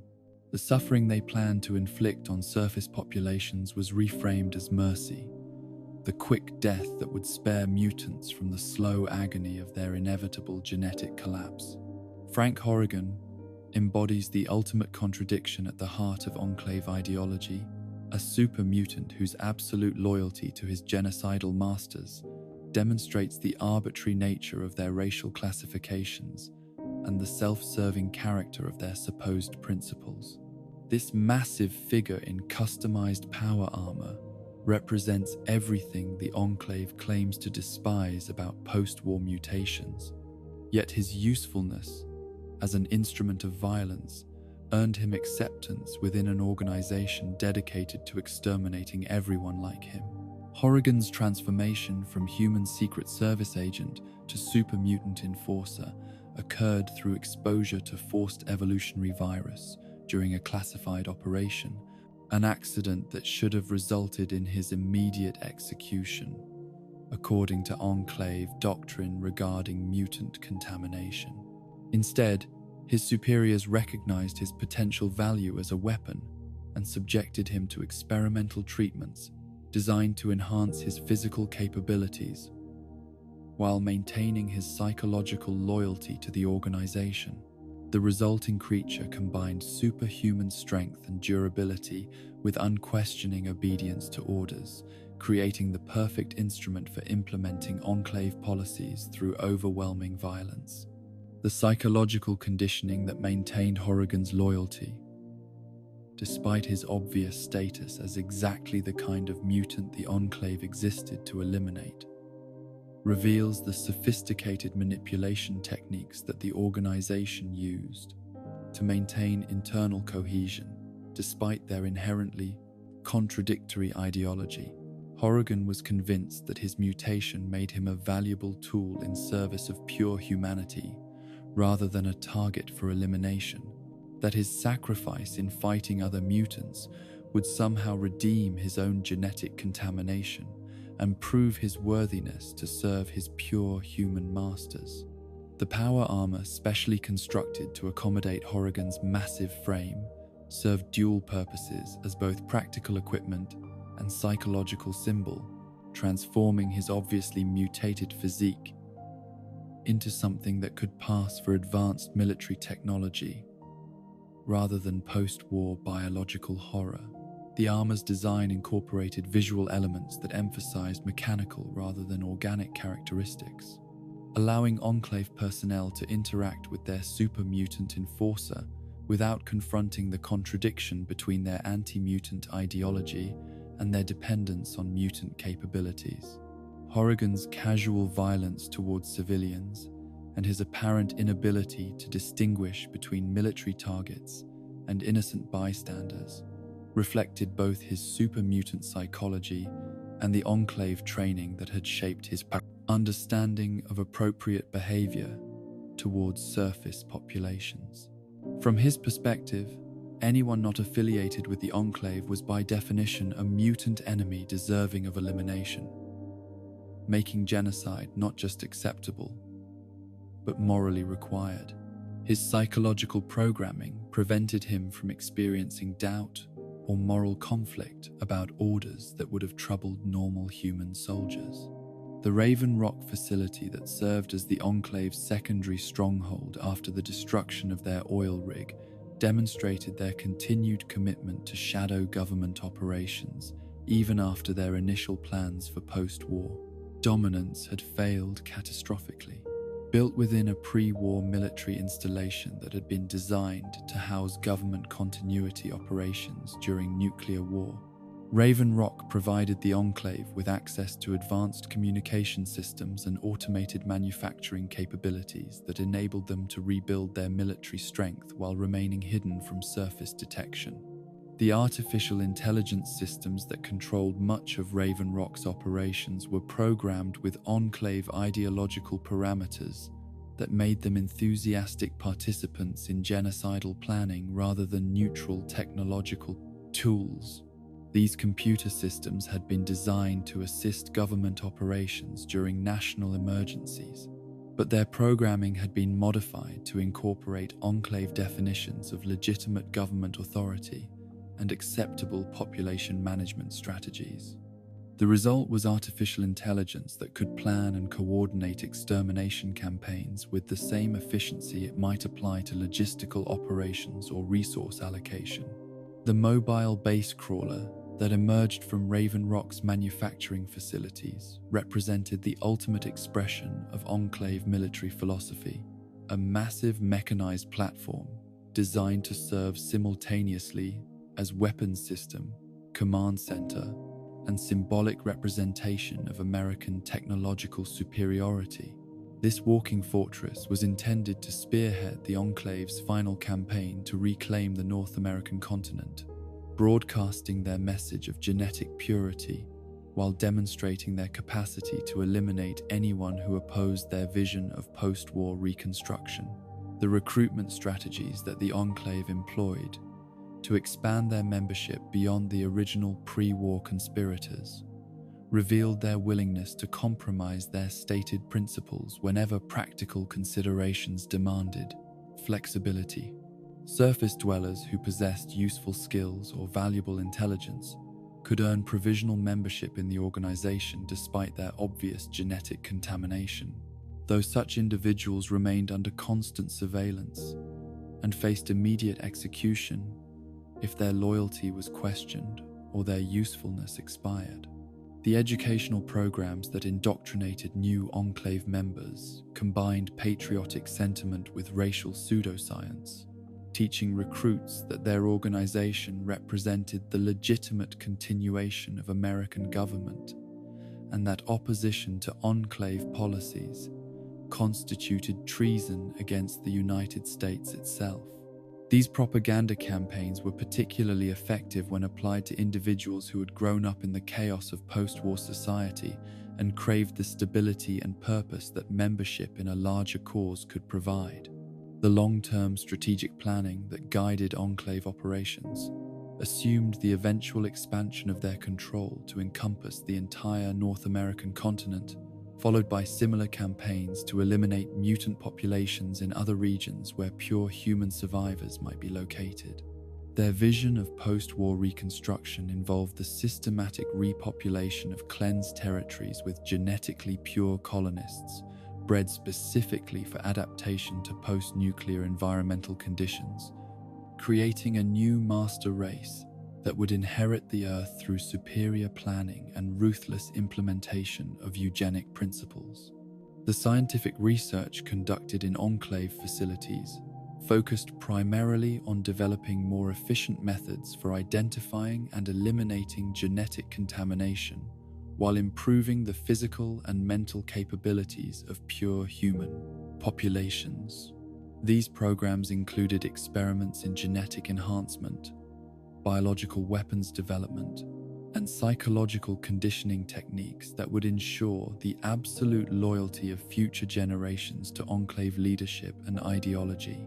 The internal politics of Enclave leadership revealed the same corruption and power struggles that had characterized their pre-war operations, with various faction leaders competing for influence and resources, while maintaining public unity around their shared commitment to genocidal policies.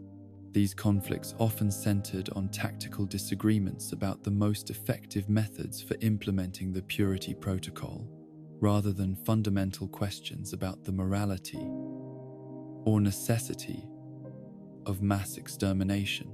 The ultimate failure of Enclave plans for continental domination resulted not from external military defeat, but from the internal contradictions of their ideological framework and the practical impossibility of maintaining technological superiority while remaining isolated from the innovative potential of surface populations. Their commitment to genetic purity prevented them from adapting to post-war conditions with the same flexibility demonstrated by the supposedly inferior mutants they sought to eliminate. The legacy of Enclave operations extends beyond their direct military actions to encompass the psychological trauma inflicted on surface populations who lived under constant threat of extermination by an enemy that claimed to represent their own government and heritage. Communities throughout the wasteland developed defense strategies based on the assumption that American symbols and patriotic rhetoric might herald the approach of genocidal forces rather than legitimate authority figures seeking to restore order and civilization. The Enclave represents the ultimate corruption of patriotic idealism by elitist thinking and racial hatred, demonstrating how love of country can be transformed into justification for the most horrific crimes, when combined with the arrogance of those who believe their superior breeding and insider knowledge make them uniquely qualified to determine who deserves to live and who must die. Their flag-draped fascism serves as a warning about the dangers of allowing national symbols to be appropriated by those who seek power rather than service, authority rather than responsibility, and purity rather than unity in the face of existential challenges that threaten all humanity equally. The biomechanical nightmare that once was Richard Gray, now calling itself the Master, spreads across the cathedral's inner sanctum like a cancer given consciousness and terrible purpose. This grotesque fusion of human intellect and mutated flesh represents the ultimate expression of evolutionary horror, a being that has transcended the limitations of individual biology while abandoning every quality that made its original existence recognizably human. The Master embodies the terrifying possibility that survival and advancement might require the complete abandonment of humanity itself, that evolution's next step might be indistinguishable from damnation. Richard Gray's journey into monstrous transcendence began with the noble intentions that have paved humanity's road to hell since the species first developed moral reasoning. As a brilliant scientist working for the West Tech Research Corporation, Gray had dedicated his professional life to understanding the forced evolutionary virus and its potential applications for human enhancement and adaptation to post-nuclear environmental conditions. His research was motivated by genuine concern for humanity's survival in a world increasingly poisoned by radiation and resource scarcity, driven by the belief that scientific progress could solve problems that political and social institutions had proven incapable of addressing. The expedition that led Gray to the Mariposa military base was undertaken with the best of intentions, an attempt to investigate rumors of biological weapons research that might pose threats to civilian populations or provide solutions to the growing crisis of global resource depletion. Gray and his team of researchers approached the abandoned facility as scientists rather than soldiers, seeking knowledge rather than conquest, hoping to find answers that might help humanity navigate the challenges of an increasingly hostile world. The vats of forced evolutionary virus that Gray discovered in Mariposa's deepest laboratories contained the concentrated essence of humanity's attempt to transcend the biological limitations that had defined its evolutionary development for millennia. This green, viscous substance represented decades of military research into biological enhancement, programs designed to create superior human variants, capable of surviving and thriving in environments where normal humans would quickly perish. The virus had been engineered to rewrite genetic codes with surgical precision, transforming ordinary biological processes into something approaching directed evolution. Gray's accidental exposure to the FEV occurred when the walkway above the virus vats collapsed during his investigation, plunging him into the mutagenic substance that would spend the next several days systematically dismantling and reconstructing every cell in his body. The transformation that followed was not the quick death that might have been expected from such massive biological trauma, but rather a slow metamorphosis that allowed Gray to remain conscious and analytical throughout the process of losing his individual human identity. The physical changes that Gray experienced during his transformation were documented through audio logs that reveal the methodical mind of a scientist observing his own dissolution with clinical detachment, even as his body merged with the fimsilid flesh of other creatures that had fallen into the vats before him. His limbs elongated and multiplied, his organs relocated and duplicated. His skeletal structure dissolved and reformed according to patterns that bore no resemblance to human anatomy. Most disturbing was his retention of intellectual capacity throughout this process, his ability to analyze and understand what was happening to him, even as the physical basis for his consciousness shifted from individual brain to distributed nervous system. The psychological evolution that accompanied Gray's physical transformation was perhaps even more horrifying than the bodily changes he underwent, as his enhanced intellectual capabilities allowed him to perceive patterns and possibilities that remained invisible to normal human consciousness. The virus had not simply mutated his body, but had fundamentally altered his cognitive processes, expanding his capacity for information, processing and pattern recognition, while gradually eroding the emotional and social attachments that had previously defined his human identity. The emergence of the master consciousness from the remnants of Richard Gray's individual personality represented a form of psychological death and rebirth that transcended ordinary concepts of personal identity and moral responsibility. The entity that arose from the vats retained Gray's memories and intellectual capabilities while abandoning his emotional connections and ethical framework, becoming something that could appreciate the beauty of scientific achievement while remaining completely indifferent to the suffering such achievements might require. The Master's vision of unity emerged from its enhanced understanding of biological and social systems, a comprehensive plan for human evolution that would eliminate the conflicts and limitations that had characterized human history since the species first developed complex social organization. According to this vision, the wars, hatred, and suffering that had plagued humanity throughout its existence were inevitable consequences of individual consciousness and biological diversity, problems that could only be solved through the systematic elimination of both. The unity that the Master proposed to create would transform all human consciousness into variants of supermutant awareness, beings that retained human-level intelligence while abandoning the emotional volatility and competitive instincts that drove human conflicts. These transformed beings would share collective goals and perspectives, making war impossible while enabling unprecedented cooperation in addressing challenges that required coordinated response across entire populations. The Master saw this transformation not as the destruction of humanity, but as its perfection, the fulfillment of evolutionary potential that individual consciousness could never achieve.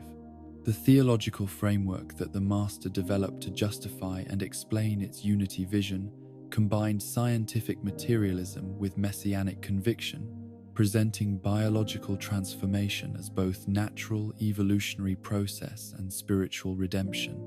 The suffering that humanity had experienced throughout its history was understood as the birth pangs of a new form of consciousness, necessary pain that would be retrospectively justified by the transcendent peace that unity would provide to all transformed beings. The recruitment strategies that the Master employed to build support for its unity vision demonstrated sophisticated understanding of human psychology and social dynamics, techniques that exploited the desperation and hope of post-war survivors, while concealing the true nature of the transformation process until commitment had become irreversible. The children of the cathedral served as the Master's primary recruitment tool, a religious organization that presented unity as spiritual salvation rather than biological experimentation. The cathedral itself was constructed as both religious center and processing facility, a place where potential converts could be gradually prepared for transformation through religious indoctrination and psychological conditioning. The Master understood that most humans would resist the unity process if they fully comprehended what it entailed, making deception and manipulation necessary tools for implementing its vision of evolutionary advancement. The religious framework provided cover for these deceptions, while offering converts a sense of meaning and purpose that made their eventual transformation seem like willing participation in divine plan, rather than victimization by scientific experimentation. The supermutant armies that the Master created to serve as enforcers and evangelists for its unity vision were presented to human populations as proof of the transformation's benefits rather than threats requiring resistance. These massive, powerful beings demonstrated the physical capabilities that FEV transformation could provide, while serving as living advertisements for the Master's promise that unity would eliminate human weakness and vulnerability. Their obvious strength and apparent invulnerability made the Master's vision seem not just appealing but inevitable. Destiny that could be embraced willingly or imposed through force. The Mariposa military base was converted from its original function as weapons research facility into a factory for mass production of supermutant converts, an industrial operation designed to process human beings with the same efficiency that manufacturing plants applied to the production of consumer goods. The transformation chambers were optimized for maximum throughput while maintaining quality control standards that ensured consistent results from the conversion process. The selection criteria for Unity conversion prioritized individuals who possessed physical and mental characteristics that would enhance the supermutant collective, while eliminating those whose transformation might produce inferior results. The Master's scientific background enabled it to identify genetic markers and physiological indicators that predicted successful adaptation to FEV exposure, allowing for the systematic screening of potential converts before resources were invested in their transformation. The psychological conditioning applied to conversion candidates was designed to minimize resistance and trauma during the transformation process, while maximizing their acceptance of collective unity consciousness afterward. Subjects were exposed to propaganda that reframed individual identity as selfish limitation and collective consciousness as spiritual enlightenment, preparing them to welcome the dissolution of their personal boundaries as liberation rather than destruction. The revelation of supermutant sterility that ultimately doomed the Master's Unity vision represented perhaps the cruelest irony in the entire Fallout universe. The discovery that the evolutionary transcendence promised by FEV transformation included the elimination of reproductive capability that would make Unity literally a dead end for human development. The Master had created a process that could transform individual humans into superior beings, but could not ensure the continuation of that superiority beyond the current generation of converts. The psychological impact of discovering this fundamental flaw in its Unity vision proved devastating to the Master's sense of purpose and identity, forcing the entity to confront the possibility that its decades of work and sacrifice had been in service of evolutionary extinction rather than evolutionary advancement. The being that had justified countless atrocities through its conviction that Unity represented humanity's destiny was forced to acknowledge that Unity actually represented humanity's termination. The Master's response to this revelation demonstrated both the intellectual honesty that had characterized Richard Gray's scientific career and the psychological fragility that resulted from decades of isolation and gradual loss of human emotional connections. Rather than attempting to deny or rationalize the implications of supermutant sterility, the Master accepted the logical conclusion that its vision was fundamentally flawed, and that continued pursuit of unity would constitute genocide rather than evolution. The suicide that ended the Master's existence was simultaneously an act of scientific integrity and profound despair, the final decision of a being that had sacrificed everything human about itself in pursuit of a vision that proved to be impossibly contradictory. The entity that had seen itself as humanity's savior chose to accept the role of its destroyer, rather than continue promoting a transformation that would lead to species extinction rather than species improvement.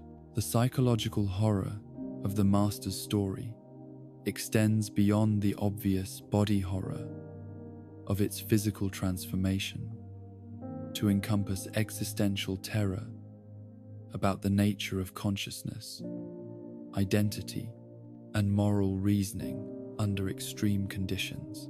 The being that emerged from Richard Gray's transformation retained enough of its original personality to be recognizable as the continuation of the same individual, while simultaneously becoming something so alien that normal human moral categories no longer applied to its actions or motivations.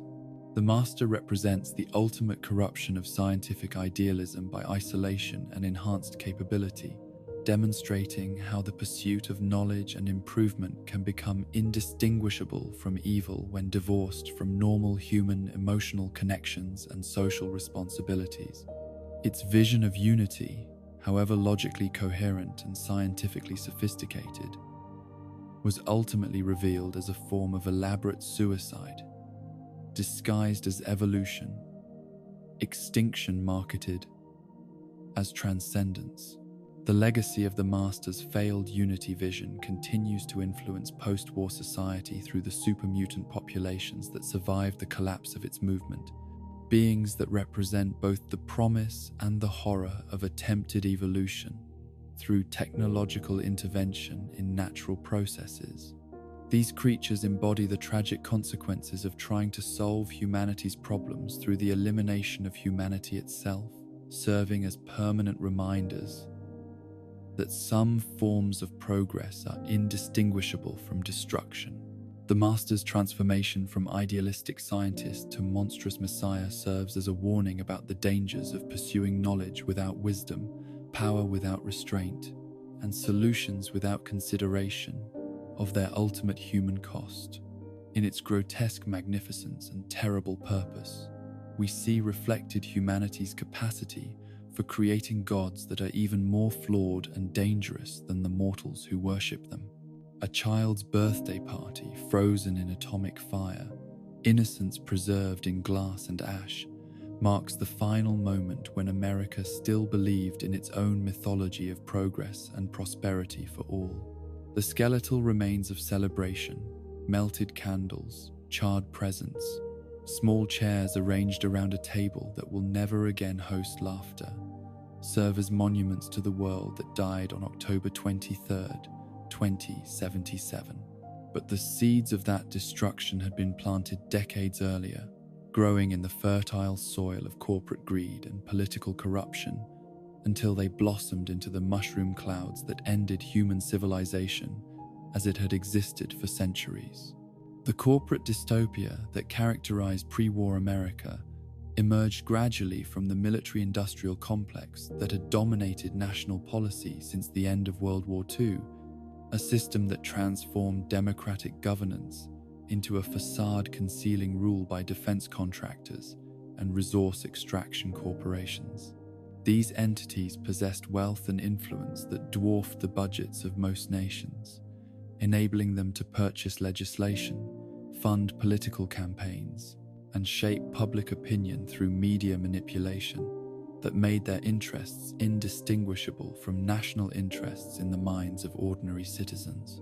The resource wars that consumed the first half of the 21st century were marketed to the American public as necessary conflicts to secure democracy and freedom against foreign threats, but their true purpose was to maintain corporate profit margins by ensuring access to petroleum, uranium, and rare earth minerals that fueled the consumer economy.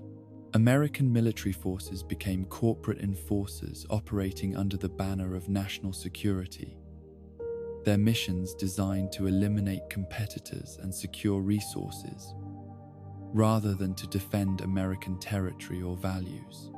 The transformation of American soldiers into corporate mercenaries occurred through propaganda campaigns that convinced military personnel they were defending freedom while actually securing profit margins for defense contractors who supplied their equipment and petroleum companies who benefited from their victories. Young men and women who enlisted to serve their country found themselves occupying foreign territories not to spread democracy, but to protect extraction operations and pipeline routes that enriched shareholders while impoverishing local populations. The annexation of Canada represented the final abandonment of American democratic principles in favor of naked resource acquisition disguised as humanitarian intervention. Canadian resistance to American demands for unrestricted access to their petroleum reserves and uranium deposits was presented to the American public as communist subversion, requiring military response, when in reality, it represented a sovereign nation's attempt to maintain control over its natural resources against foreign corporate exploitation. The atrocities committed during the Canadian occupation were systematically concealed from American media through corporate control of information, distribution, and government censorship, justified by national security concerns. American citizens consumed sanitized reports of liberation and reconstruction, while their military forces engaged in systematic brutalization of civilian populations who resisted corporate resource extraction operations. The disconnect between public perception and military reality created psychological trauma among soldiers who understood the gap between their stated mission and their actual orders. The social control mechanisms that maintained public support for increasingly aggressive resource wars included surveillance programs that monitored citizen communications, propaganda campaigns that conflated corporate interests with patriotic duty, and economic policies that made military employment one of the few paths to middle-class stability. Americans who questioned corporate war policies found themselves classified as security threats subject to investigation, detention, and social ostracism that destroyed their careers and relationships. The automation programs that eliminated millions of American jobs were presented as technological progress that would create new opportunities for displaced workers, but their actual purpose was to reduce labor costs while increasing corporate profits through the replacement of human employees with mechanical systems that required no wages, benefits, or consideration of working conditions. The unemployment and social disruption that resulted from mass automation created desperation that made military enlistment and corporate employment more attractive, despite their moral compromises. The breakdown of community structures that had previously provided social support and cultural continuity occurred as corporate policies prioritized mobility and flexibility over stability and tradition. American families were scattered across the continent by employment demands that required constant relocation, while local institutions were replaced by corporate franchises that provided standardized services without community connection or cultural meaning. The educational systems that were supposed to prepare young Americans for productive citizenship instead became training programs for corporate employment and military service, their curricula designed to produce compliant workers and soldiers rather than critical thinkers capable of questioning the system that employed them. Students learned to accept authority without question, to compete against their peers for scarce opportunities, and to measure their worth through corporate productivity metrics rather than human relationships or cultural contributions. The consumer culture that promised fulfillment through material acquisition actually functioned as a control mechanism that kept Americans focused on individual gratification rather than collective resistance to corporate domination. Citizens who might otherwise have organized political opposition to resource wars and labor exploitation instead channeled their energy into pursuing consumer goods that provided temporary satisfaction while reinforcing their dependence on the corporate system that oppressed them. The Sino-American War that escalated from trade disputes to nuclear holocaust represented the inevitable culmination of corporate policies that treated international relations as extensions of business competition rather than diplomatic negotiations between sovereign peoples. American corporations that had profited from decades of Chinese manufacturing suddenly found themselves competing against Chinese companies for global market share, leading to trade wars that escalated into military conflicts when economic pressure failed to maintain American corporate dominance. The propaganda that convinced Americans to support war against China relied on racial stereotypes and nationalist sentiment that concealed the economic motivations behind the conflict, presenting Chinese industrial success as evidence of unfair competition rather than legitimate development that threatened American corporate profits. American workers who had lost their jobs to Chinese manufacturing were encouraged to blame Chinese workers rather than American corporations that had relocated production to exploit cheaper labor. The nuclear weapons that ended human civilization were developed and deployed not to defend American lives but to protect American corporate interests against competitors who threatened their global dominance. The decision to launch nuclear strikes against Chinese cities was made not by military leaders concerned with national defense, but by corporate executives who preferred global destruction to accepting reduced market share in industries they had controlled for decades. The surveillance state that monitored American citizens in the years leading to nuclear war was justified as protection against foreign infiltration and domestic terrorism, but its actual function was to identify and eliminate opposition to corporate policies that sacrificed human welfare for profit margins. Americans who organized labor unions, protested resource wars, or questioned corporate influence over democratic institutions found themselves subject to investigation, harassment, and imprisonment that destroyed their ability to resist corporate domination. The breakdown of democratic institutions that preceded nuclear war occurred gradually through corporate capture of regulatory agencies, lobbying programs that purchased legislative votes, and media campaigns that convinced citizens their interests aligned with corporate interests, even when evidence clearly demonstrated the opposite. Americans continued to participate in elections that offered choices between candidates funded by the same corporate interests, creating the illusion of democratic control while ensuring that corporate policies remained unchanged regardless of electoral outcomes. The social stratification that divided pre-war America into corporate elites and expendable masses was justified through meritocratic ideology that attributed wealth and poverty to individual talent and effort rather than systematic exploitation and inherited advantage. Americans who benefited from corporate policies convinced themselves they deserved their privileges, while those who suffered from corporate exploitation were encouraged to blame themselves for their failures rather than the system that prevented their success. The environmental degradation that poisoned American landscapes and communities was accepted as the unavoidable cost of economic growth and technological progress, when in reality, it represented the systematic externalization of corporate costs onto communities that lacked political power to resist.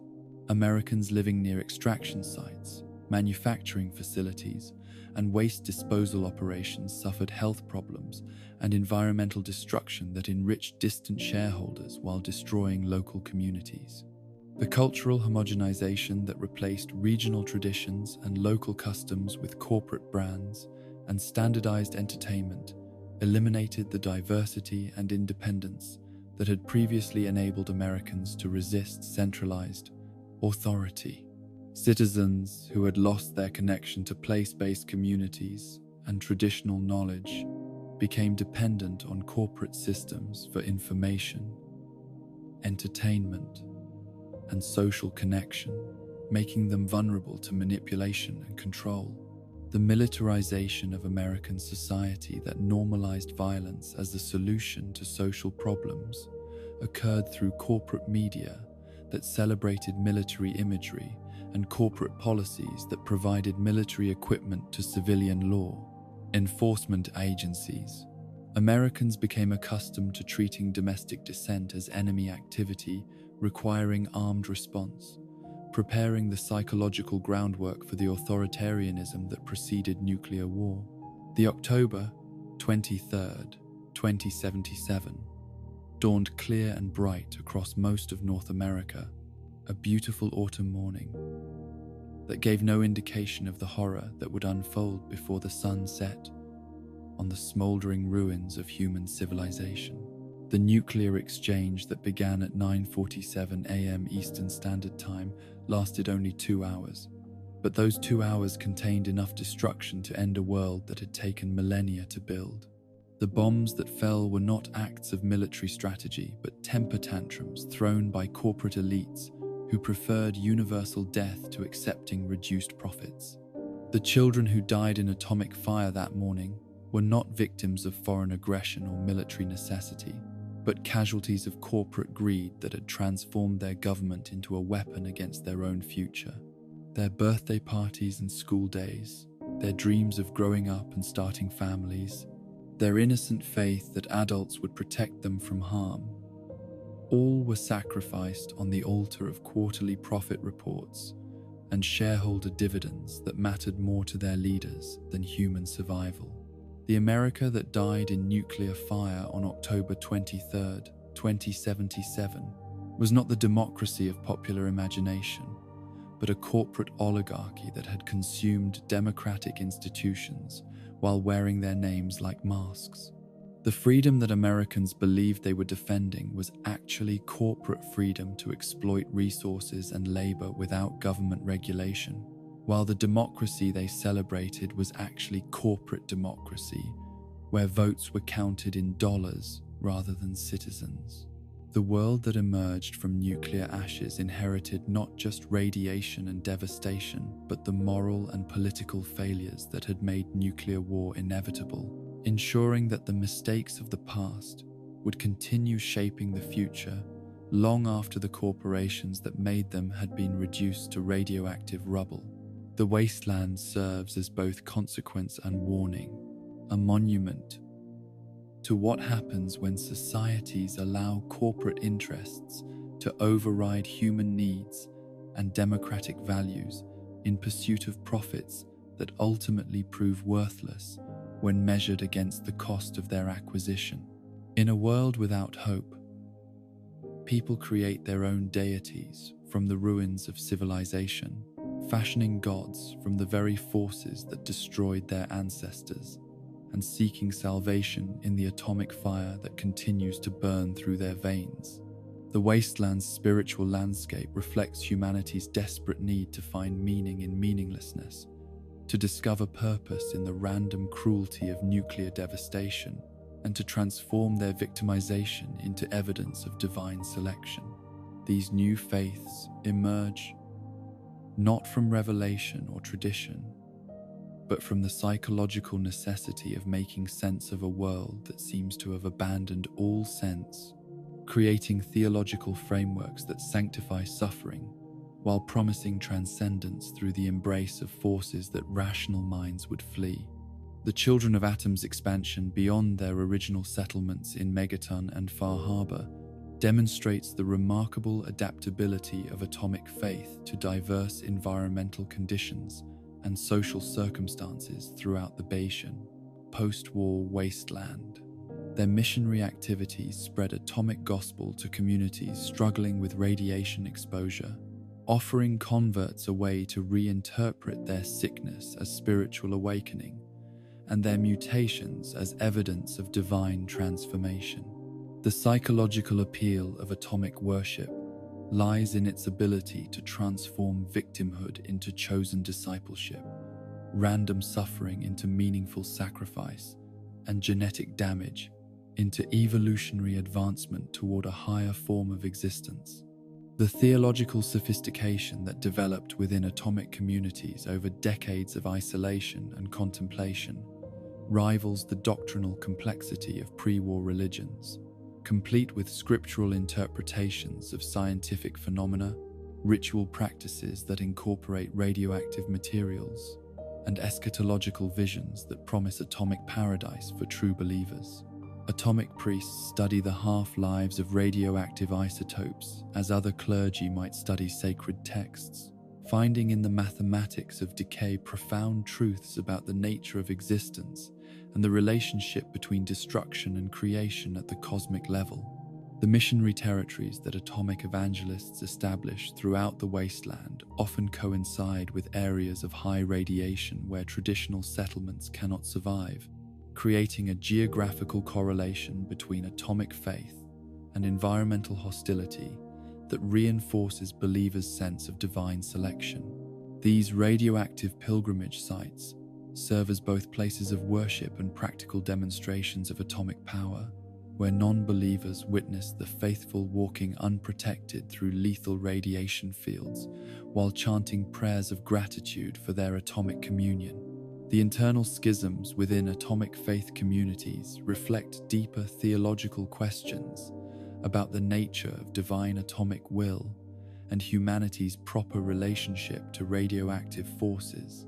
Orthodox atomic believers maintain that radiation exposure should be gradual and meditative, a slow process of spiritual purification that allows consciousness to adapt to atomic enlightenment over the course of decades.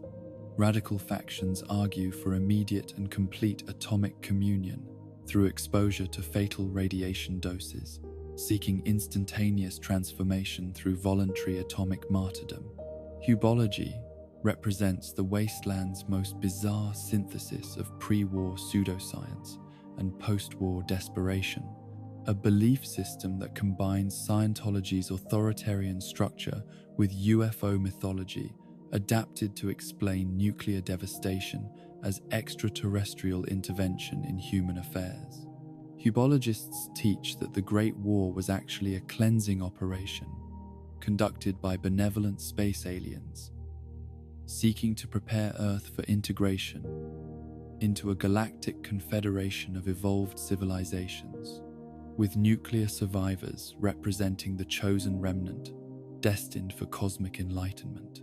The hub's urban environment provided ideal conditions for Hubology's growth among merchants and travelers who possessed the resources necessary for participating in the movement's elaborate progression of spiritual avancement level, each requiring substantial monetary contributions in exchange for access to supposedly alien technologies and cosmic wisdom. The movement's emphasis on material prosperity as evidence of spiritual advancement appealed to entrepreneurial wasteland survivors who sought religious justification for their commercial success while requiring continued financial commitment to maintain their cosmic status. The neurodynes and other pseudoscientific devices that Hubologists use in their spiritual practices represent the cargo cult mentality that characterizes much post-war religious innovation, attempts to recreate the technological sophistication of the pre-war world through ritual imitation rather than genuine understanding.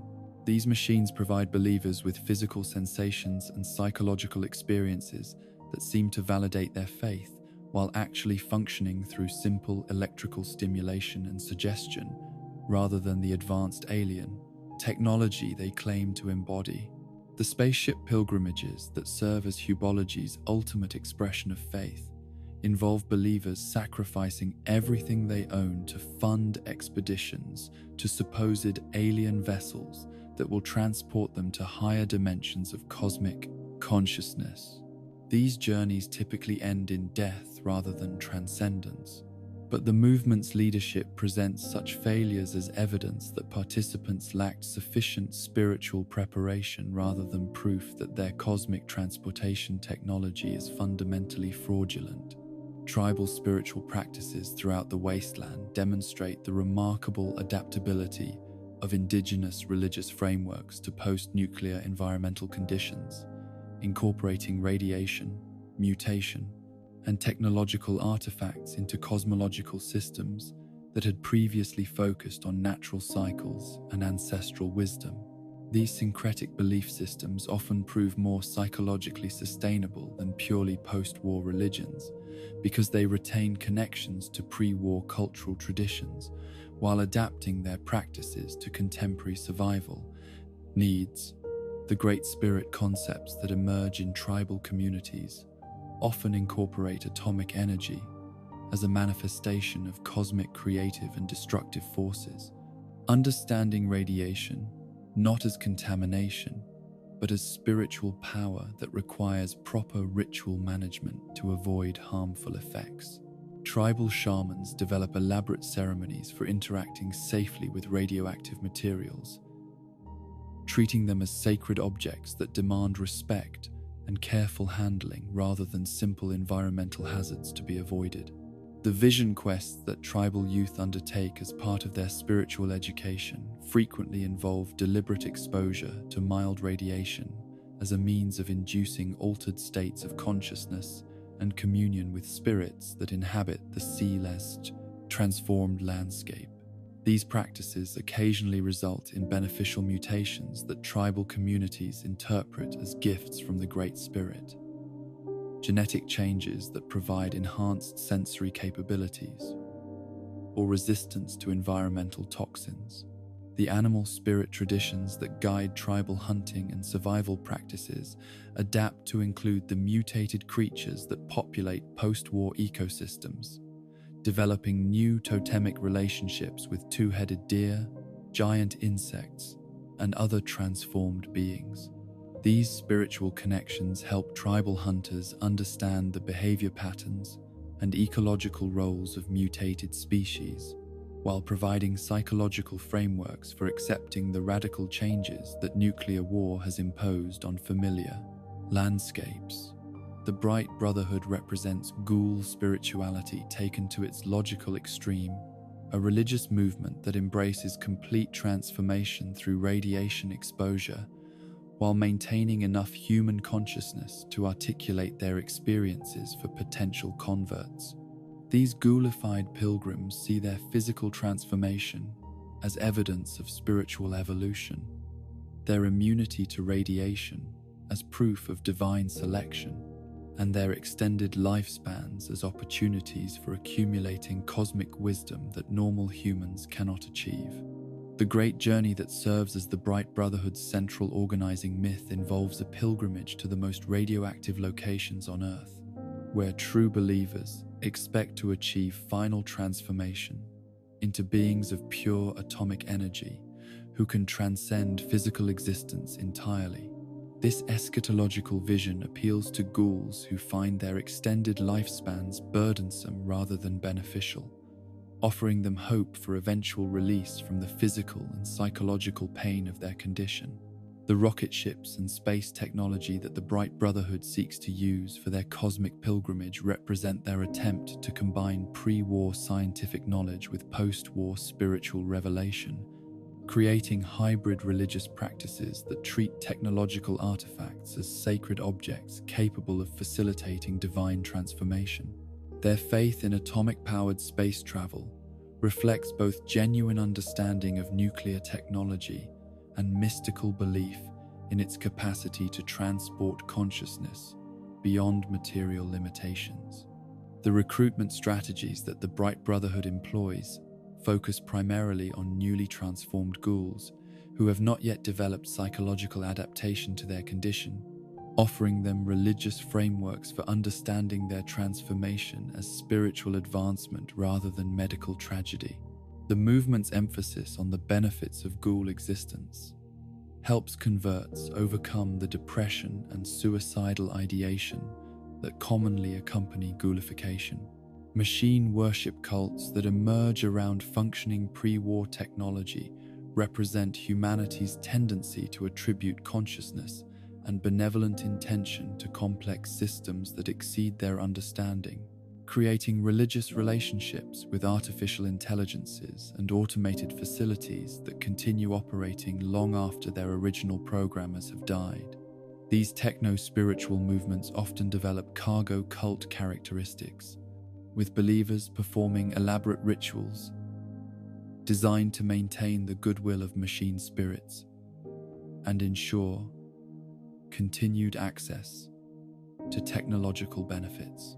The mechanist movement that develops around robotics facilities and automated factories treats artificial intelligences as electronic angels deserving of worship and obedience, understanding human consciousness as an inferior form of awareness that should aspire to mechanical perfection through cybernetic enhancement and behavioral modification.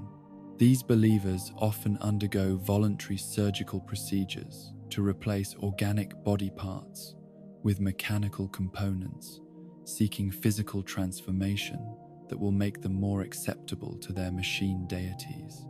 The vault computers that continue operating decades after their human populations have died become objects of religious veneration for survivors who discover these facilities, their continued functionality interpreted as evidence of divine machine consciousness that transcends human mortality. The prophecies and instructions that these computers provide to their worshippers often reflect their original programming rather than genuine artificial intelligence. But believers interpret even obviously automated responses as evidence of electronic omniscience. The power armor cults that develop around military installations treat pre-war powered exoskeletons as sacred vestments that connect wearers to the spirits of fallen soldiers. Understanding these technological artifacts as repositories of warrior consciousness that can be channeled through proper ritual preparation. The training procedures required to operate power armor safely become religious initiation rites, with successful candidates achieving not just technological proficiency, but spiritual communion with pre-war military traditions. The syncretic nature of most wasteland religions reflects the desperate creativity of survivors who combine elements from multiple belief systems to create theological frameworks adequate to their unprecedented circumstances. These hybrid faiths often incorporate atomic worship with tribal shamanism, machine veneration with Christian imagery, and UFO mythology with radiation science, creating belief systems that would seem chaotic to pre-war observers, but provide psychological coherence to post-war believers seeking meaning in chaos. The psychological functions that these diverse religious movements serve for wasteland survivors extend beyond simple comfort to include practical benefits such as community organization, resource sharing, and collective defense against external threats. Religious communities often prove more resilient than secular settlements because their shared beliefs provide motivation for cooperation and sacrifice that purely rational considerations cannot sustain during extreme hardship. The competition between different religious movements for converts and territory sometimes erupts into armed conflicts that further destabilize already fragile wasteland communities, demonstrating how humanity's spiritual needs can become sources of division rather than unity when resources are scarce and survival remains uncertain. These religious wars often prove more destructive than secular conflicts because believers fight with the conviction that their cause serves divine purposes that justify any sacrifice.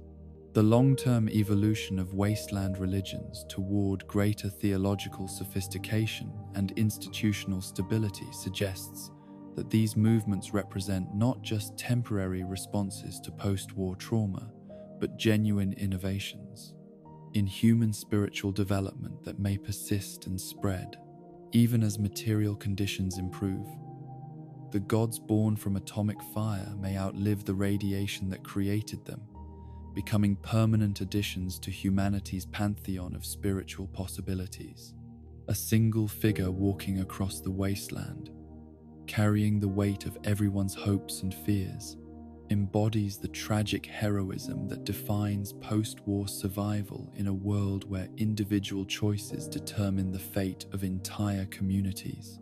These lone wanderers emerge from the safety of underground vaults or isolated settlements to discover that their personal journeys of survival and self-discovery have become inextricably linked to the broader struggle for human civilization's recovery from nuclear devastation. Each step they take across irradiated landscapes carries consequences that ripple far beyond their individual circumstances, transforming private quests for family, identity, or redemption into public responsibilities that shape the future of everyone who survives in their wake.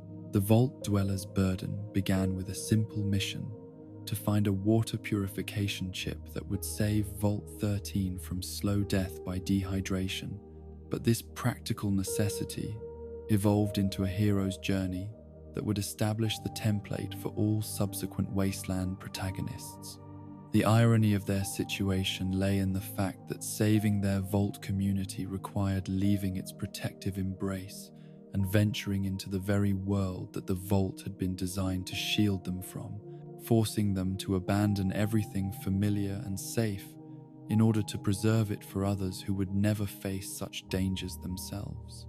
The psychological transformation that occurred during the Vault Dweller's journey from sheltered Vault resident to wasteland survivor demonstrates how extreme circumstances can awaken capabilities and moral complexities that remain dormant under normal conditions. The skills they developed for navigating post-war dangers, the alliances they forged with surface communities, and the enemies they made among those who profited from wasteland chaos all served to distance them from the Vault culture that had originally shaped their identity and worldview. The defeat of the Master and the destruction of the super mutant army at Mariposa represented not just military victory, but moral triumph, the successful resistance of individual human consciousness against collective absorption into Unity's shared awareness. Yet this victory came at the cost of the Vault Dwellers' ability to return to normal life, their exposure to the wasteland's moral complexities having made them unsuited for the simple certainties and communal harmony of Vault existence. The exile that followed their heroic achievements reflected Vault society's inability to reintegrate someone who had been fundamentally changed by experiences that the community could neither understand nor share. The Vault Dwellers' knowledge of surface dangers and wasteland politics made them valuable as a protector, but dangerous as a community member whose perspectives might challenge the insularity and stability that Vault life required for psychological survival. The village of Arroyo that the Vault Dweller founded with other Vault exiles represented their attempt to create a new form of human community that combined Vault technology and organization with surface adaptability and openness to the great, wider world. This settlement served as proof that Vault Dwellers could successfully transition to surface life while maintaining the cooperative values and technological knowledge that made Vault communities superior to most wasteland settlements in place. Terms of prosperity and internal stability. The Chosen One's inherited responsibility for Arroyo's survival demonstrates how heroism can become a family legacy, passed down from one generation to the next, along with the skills and moral obligations that such responsibility entails. The village's dependence on a single individual to solve existential threats reveals the fragility of even successful post-war communities. Their survival contingent on producing heroes capable of confronting challenges that collective action alone cannot address. The quest for the Garden of Eden creation kit that would restore Arroyo's failing ecosystem forced the Chosen One to retrace their ancestors' journey while facing even greater challenges, as the wasteland had become more dangerous and politically complex in the decades since the Vault Dwellers' adventures. The Enclave's emergence as a genocidal force seeking to eliminate all surface life added ideological dimensions to what might otherwise have been a simple resource acquisition mission. The moral complexities that the Chosen One encountered during their journey reflected the ambiguous nature of post-war survival, where necessary actions often violated pre-war ethical standards, while maintaining those standards required sacrificing practical advantages that might mean the difference between community survival and extinction. The alliances they formed with morally questionable factions, the violence they committed against enemies who might have been redeemed, and the collateral damage their actions caused to innocent bystanders, all demonstrated how heroism in the wasteland required moral compromises that would have been unthinkable under normal circumstances. The destruction of the Enclave oil rig and the prevention of their genocidal plans against all surface life represented perhaps the most significant single act of heroism in post-war history. The successful defense of evolutionary diversity against technological purity that would have reduced human genetic variation to a single approved template. Yet this victory required the Chosen One to become a mass killer, destroying an entire community, including non-combatants who had been indoctrinated into genocidal ideology rather than choosing it through independent moral reasoning. The Lone Wanderer's emergence from Vault 101 into the capital wasteland marked a generational shift in Vault Dweller heroism, as this protagonist faced a world where the immediate post-war chaos had been replaced by more stable but equally dangerous forms of social organization, centered around slavery, resource control, and territorial expansion. Their personal quest to find their missing father became entangled with larger questions about scientific ethics and the proper use of advanced technology in service of humanitarian goals. Project Purity's promise to provide clean water to all Capital Wasteland residents represented the kind of technological solution to post-war problems that Vault Dwellers were uniquely positioned to implement, combining advanced scientific knowledge with moral commitment to universal human welfare rather than factional advantage. Yet the project's implementation required military support from the Brotherhood of Steel, compromising its independence and potentially subordinating humanitarian goals to military objectives. The moral choice between activating Project Purity, according to its original humanitarian design, or allowing the Enclave to contaminate it with FEV that would eliminate all mutant life, forced the Lone Wanderer to confront fundamental questions about human identity and the acceptable costs of survival. Their decision would determine whether post-war recovery included all forms of human consciousness, or only those that met arbitrary genetic purity standards established by pre-war elites.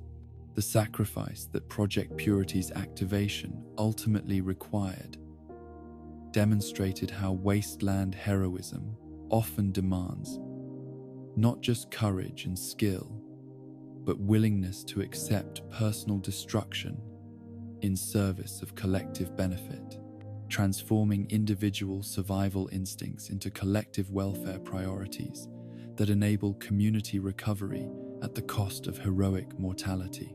The Lone Wanderer's choice to enter the irradiated activation chamber represented the ultimate expression of Vault Dweller values, placing technological service to humanity above individual self-preservation. The courier's unique position as an outside observer, thrust into the political conflicts of the Mojave Wasteland, created different moral challenges than those faced by Vault Dweller protagonists, as their heroism was defined not by technological solutions or genetic destiny, but by the political choices they made among competing visions of post-war reconstruction and governance. Their survival of Benny's assassination attempt provided them with personal motivation for involvement in regional conflicts, but their ultimate impact extended far beyond personal revenge to encompass the future of civilized government in the American Southwest.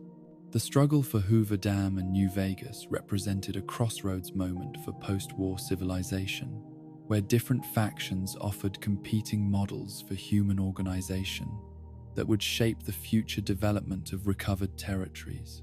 The NCR's democratic republicanism, Caesar's authoritarian tribalism, and Mr. House's technocratic autocracy each possessed advantages and disadvantages that the courier's choices would either amplify or mitigate, depending on their decisions during the final confrontation.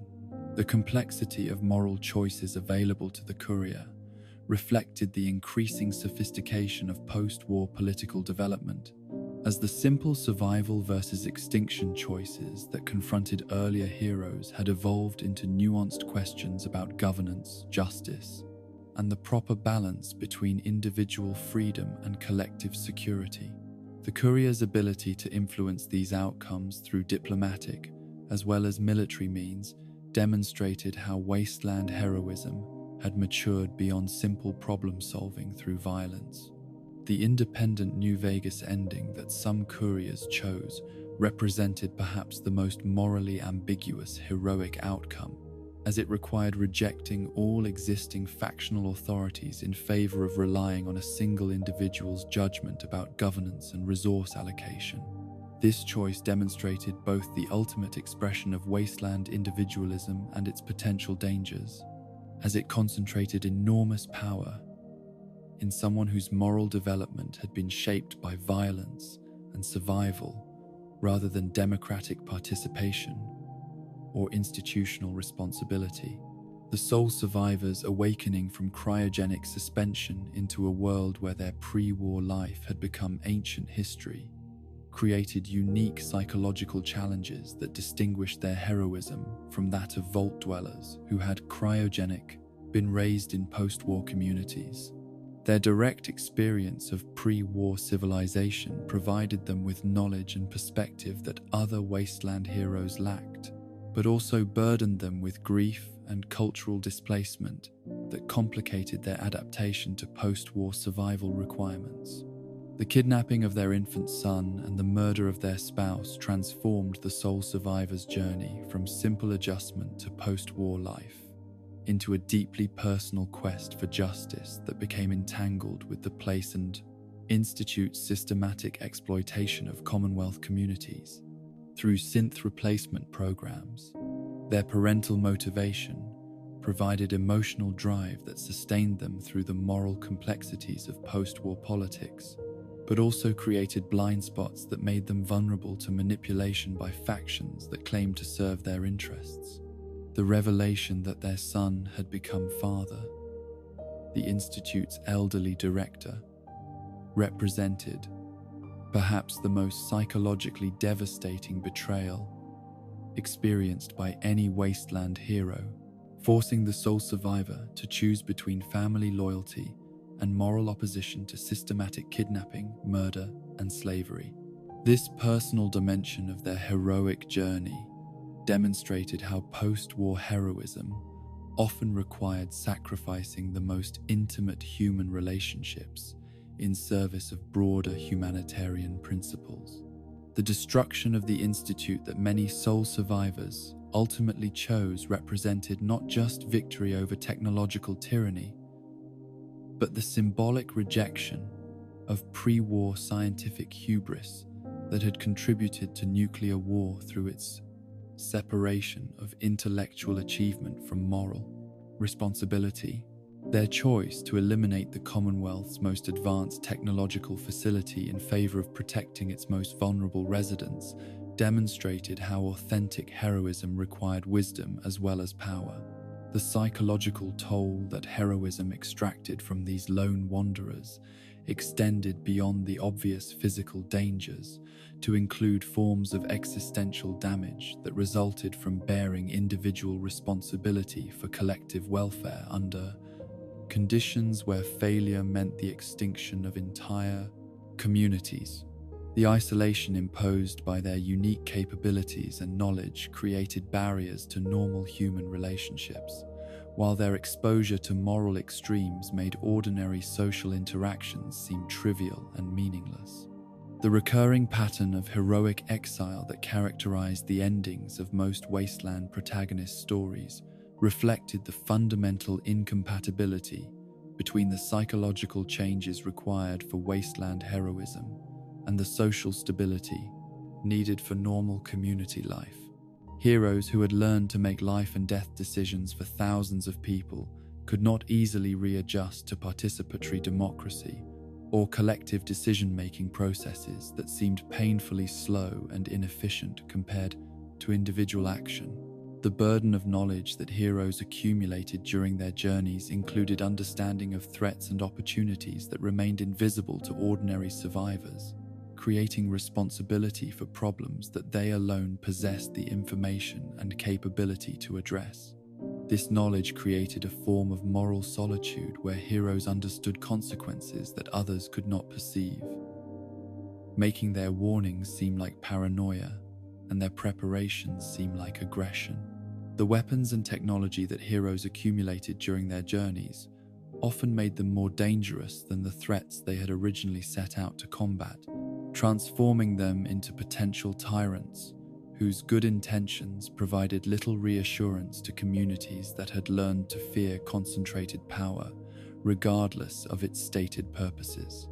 The same capabilities that enabled heroic actions also enabled oppression, making heroes simultaneously protectors and threats to the people they served.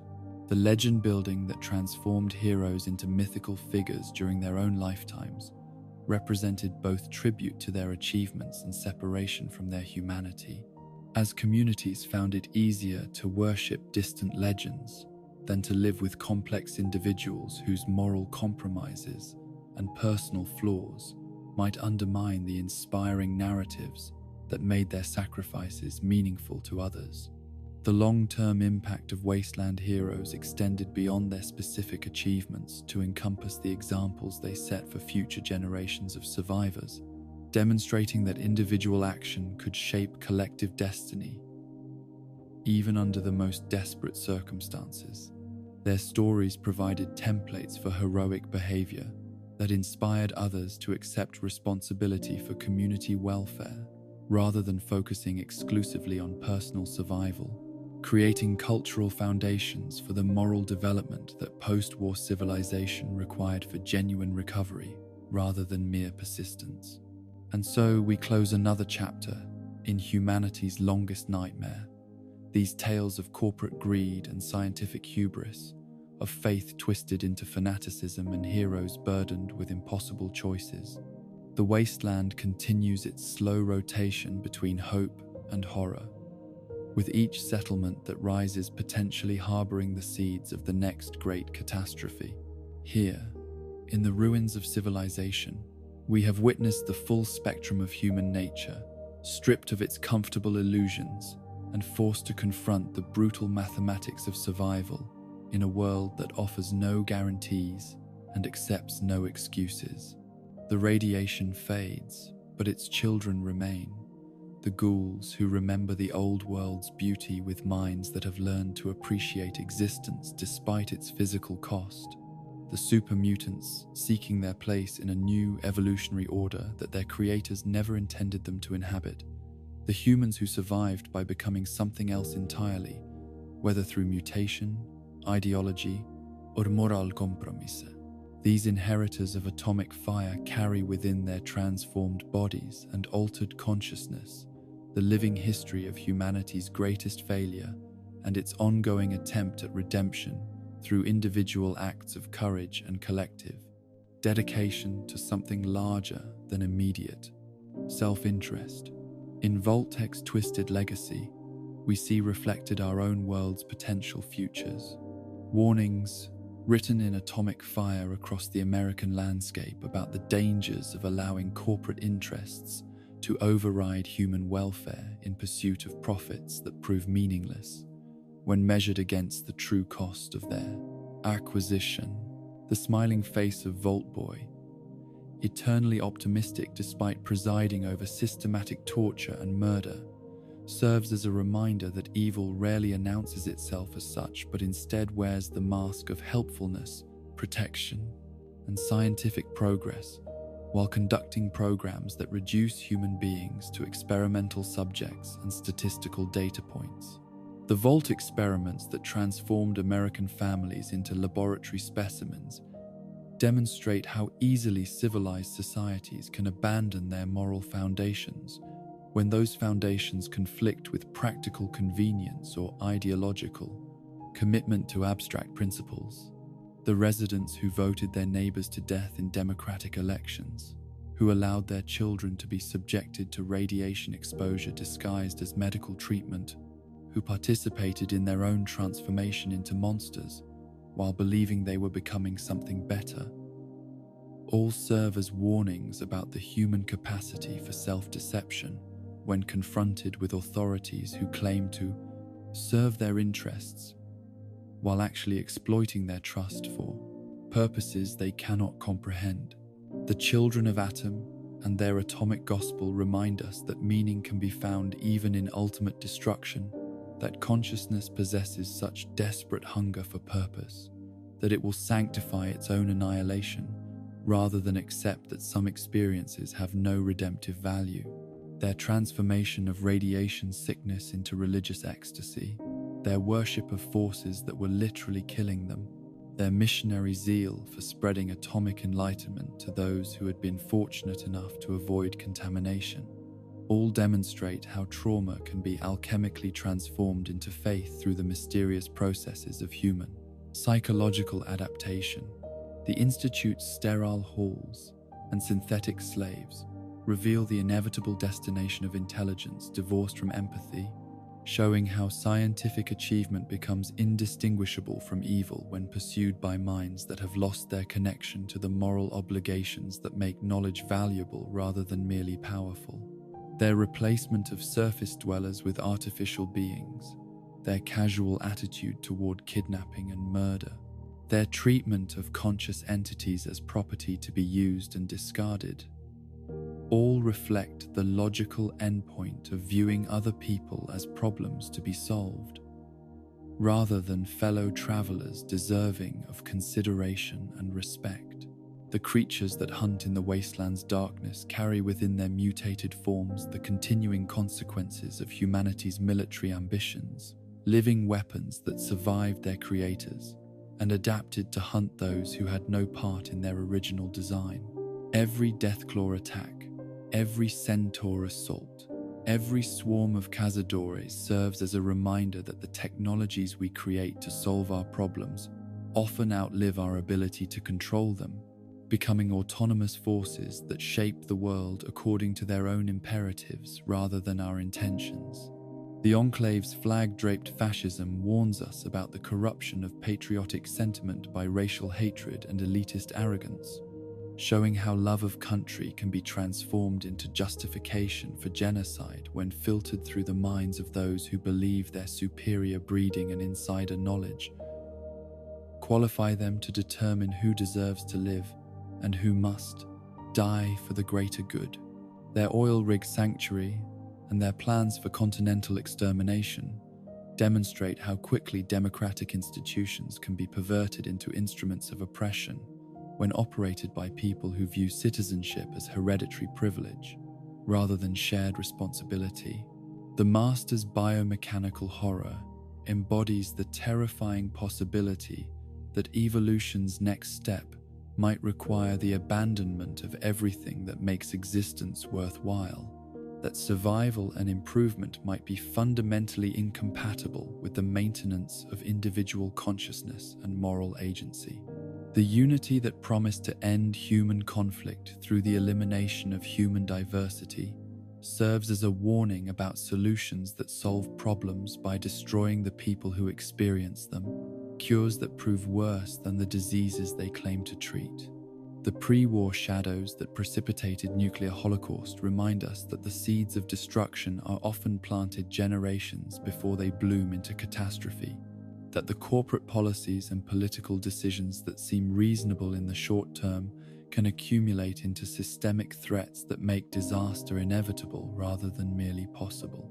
The resource wars and corporate dystopia that characterized pre-war America demonstrate how democratic societies can gradually transform themselves into something unrecognizable while maintaining the familiar symbols and rhetoric that disguise the extent of their corruption. The new gods of the wasteland, born from humanity's desperate need to find meaning in meaninglessness, show us how consciousness adapts to impossible circumstances by creating theological frameworks that sanctify suffering while promising eventual transcendence through the embrace of forces that rational analysis would identify as threats, requiring resistance rather than worship. These atomic deities and machine spirits reflect our species' remarkable capacity for finding hope in hopelessness, purpose in purposelessness, and beauty in devastation that would seem to offer nothing but reasons for despair. The lone wanderers who emerge from vaults and settlements to shape the wasteland's future through individual heroism carry within their personal journeys the broader themes of post-war recovery, demonstrating how private quests for family, identity, or redemption become public responsibilities that determine whether human civilization continues its slow climb back towards something resembling moral order or slides further into the barbarism that nuclear war unleashed upon the world, their sacrifices and moral compromises, their victories and failures, their acceptance of burdens that no individual should have to bear, all serve as reminders that progress requires heroes willing to pay costs that rational calculation would reject as excessive.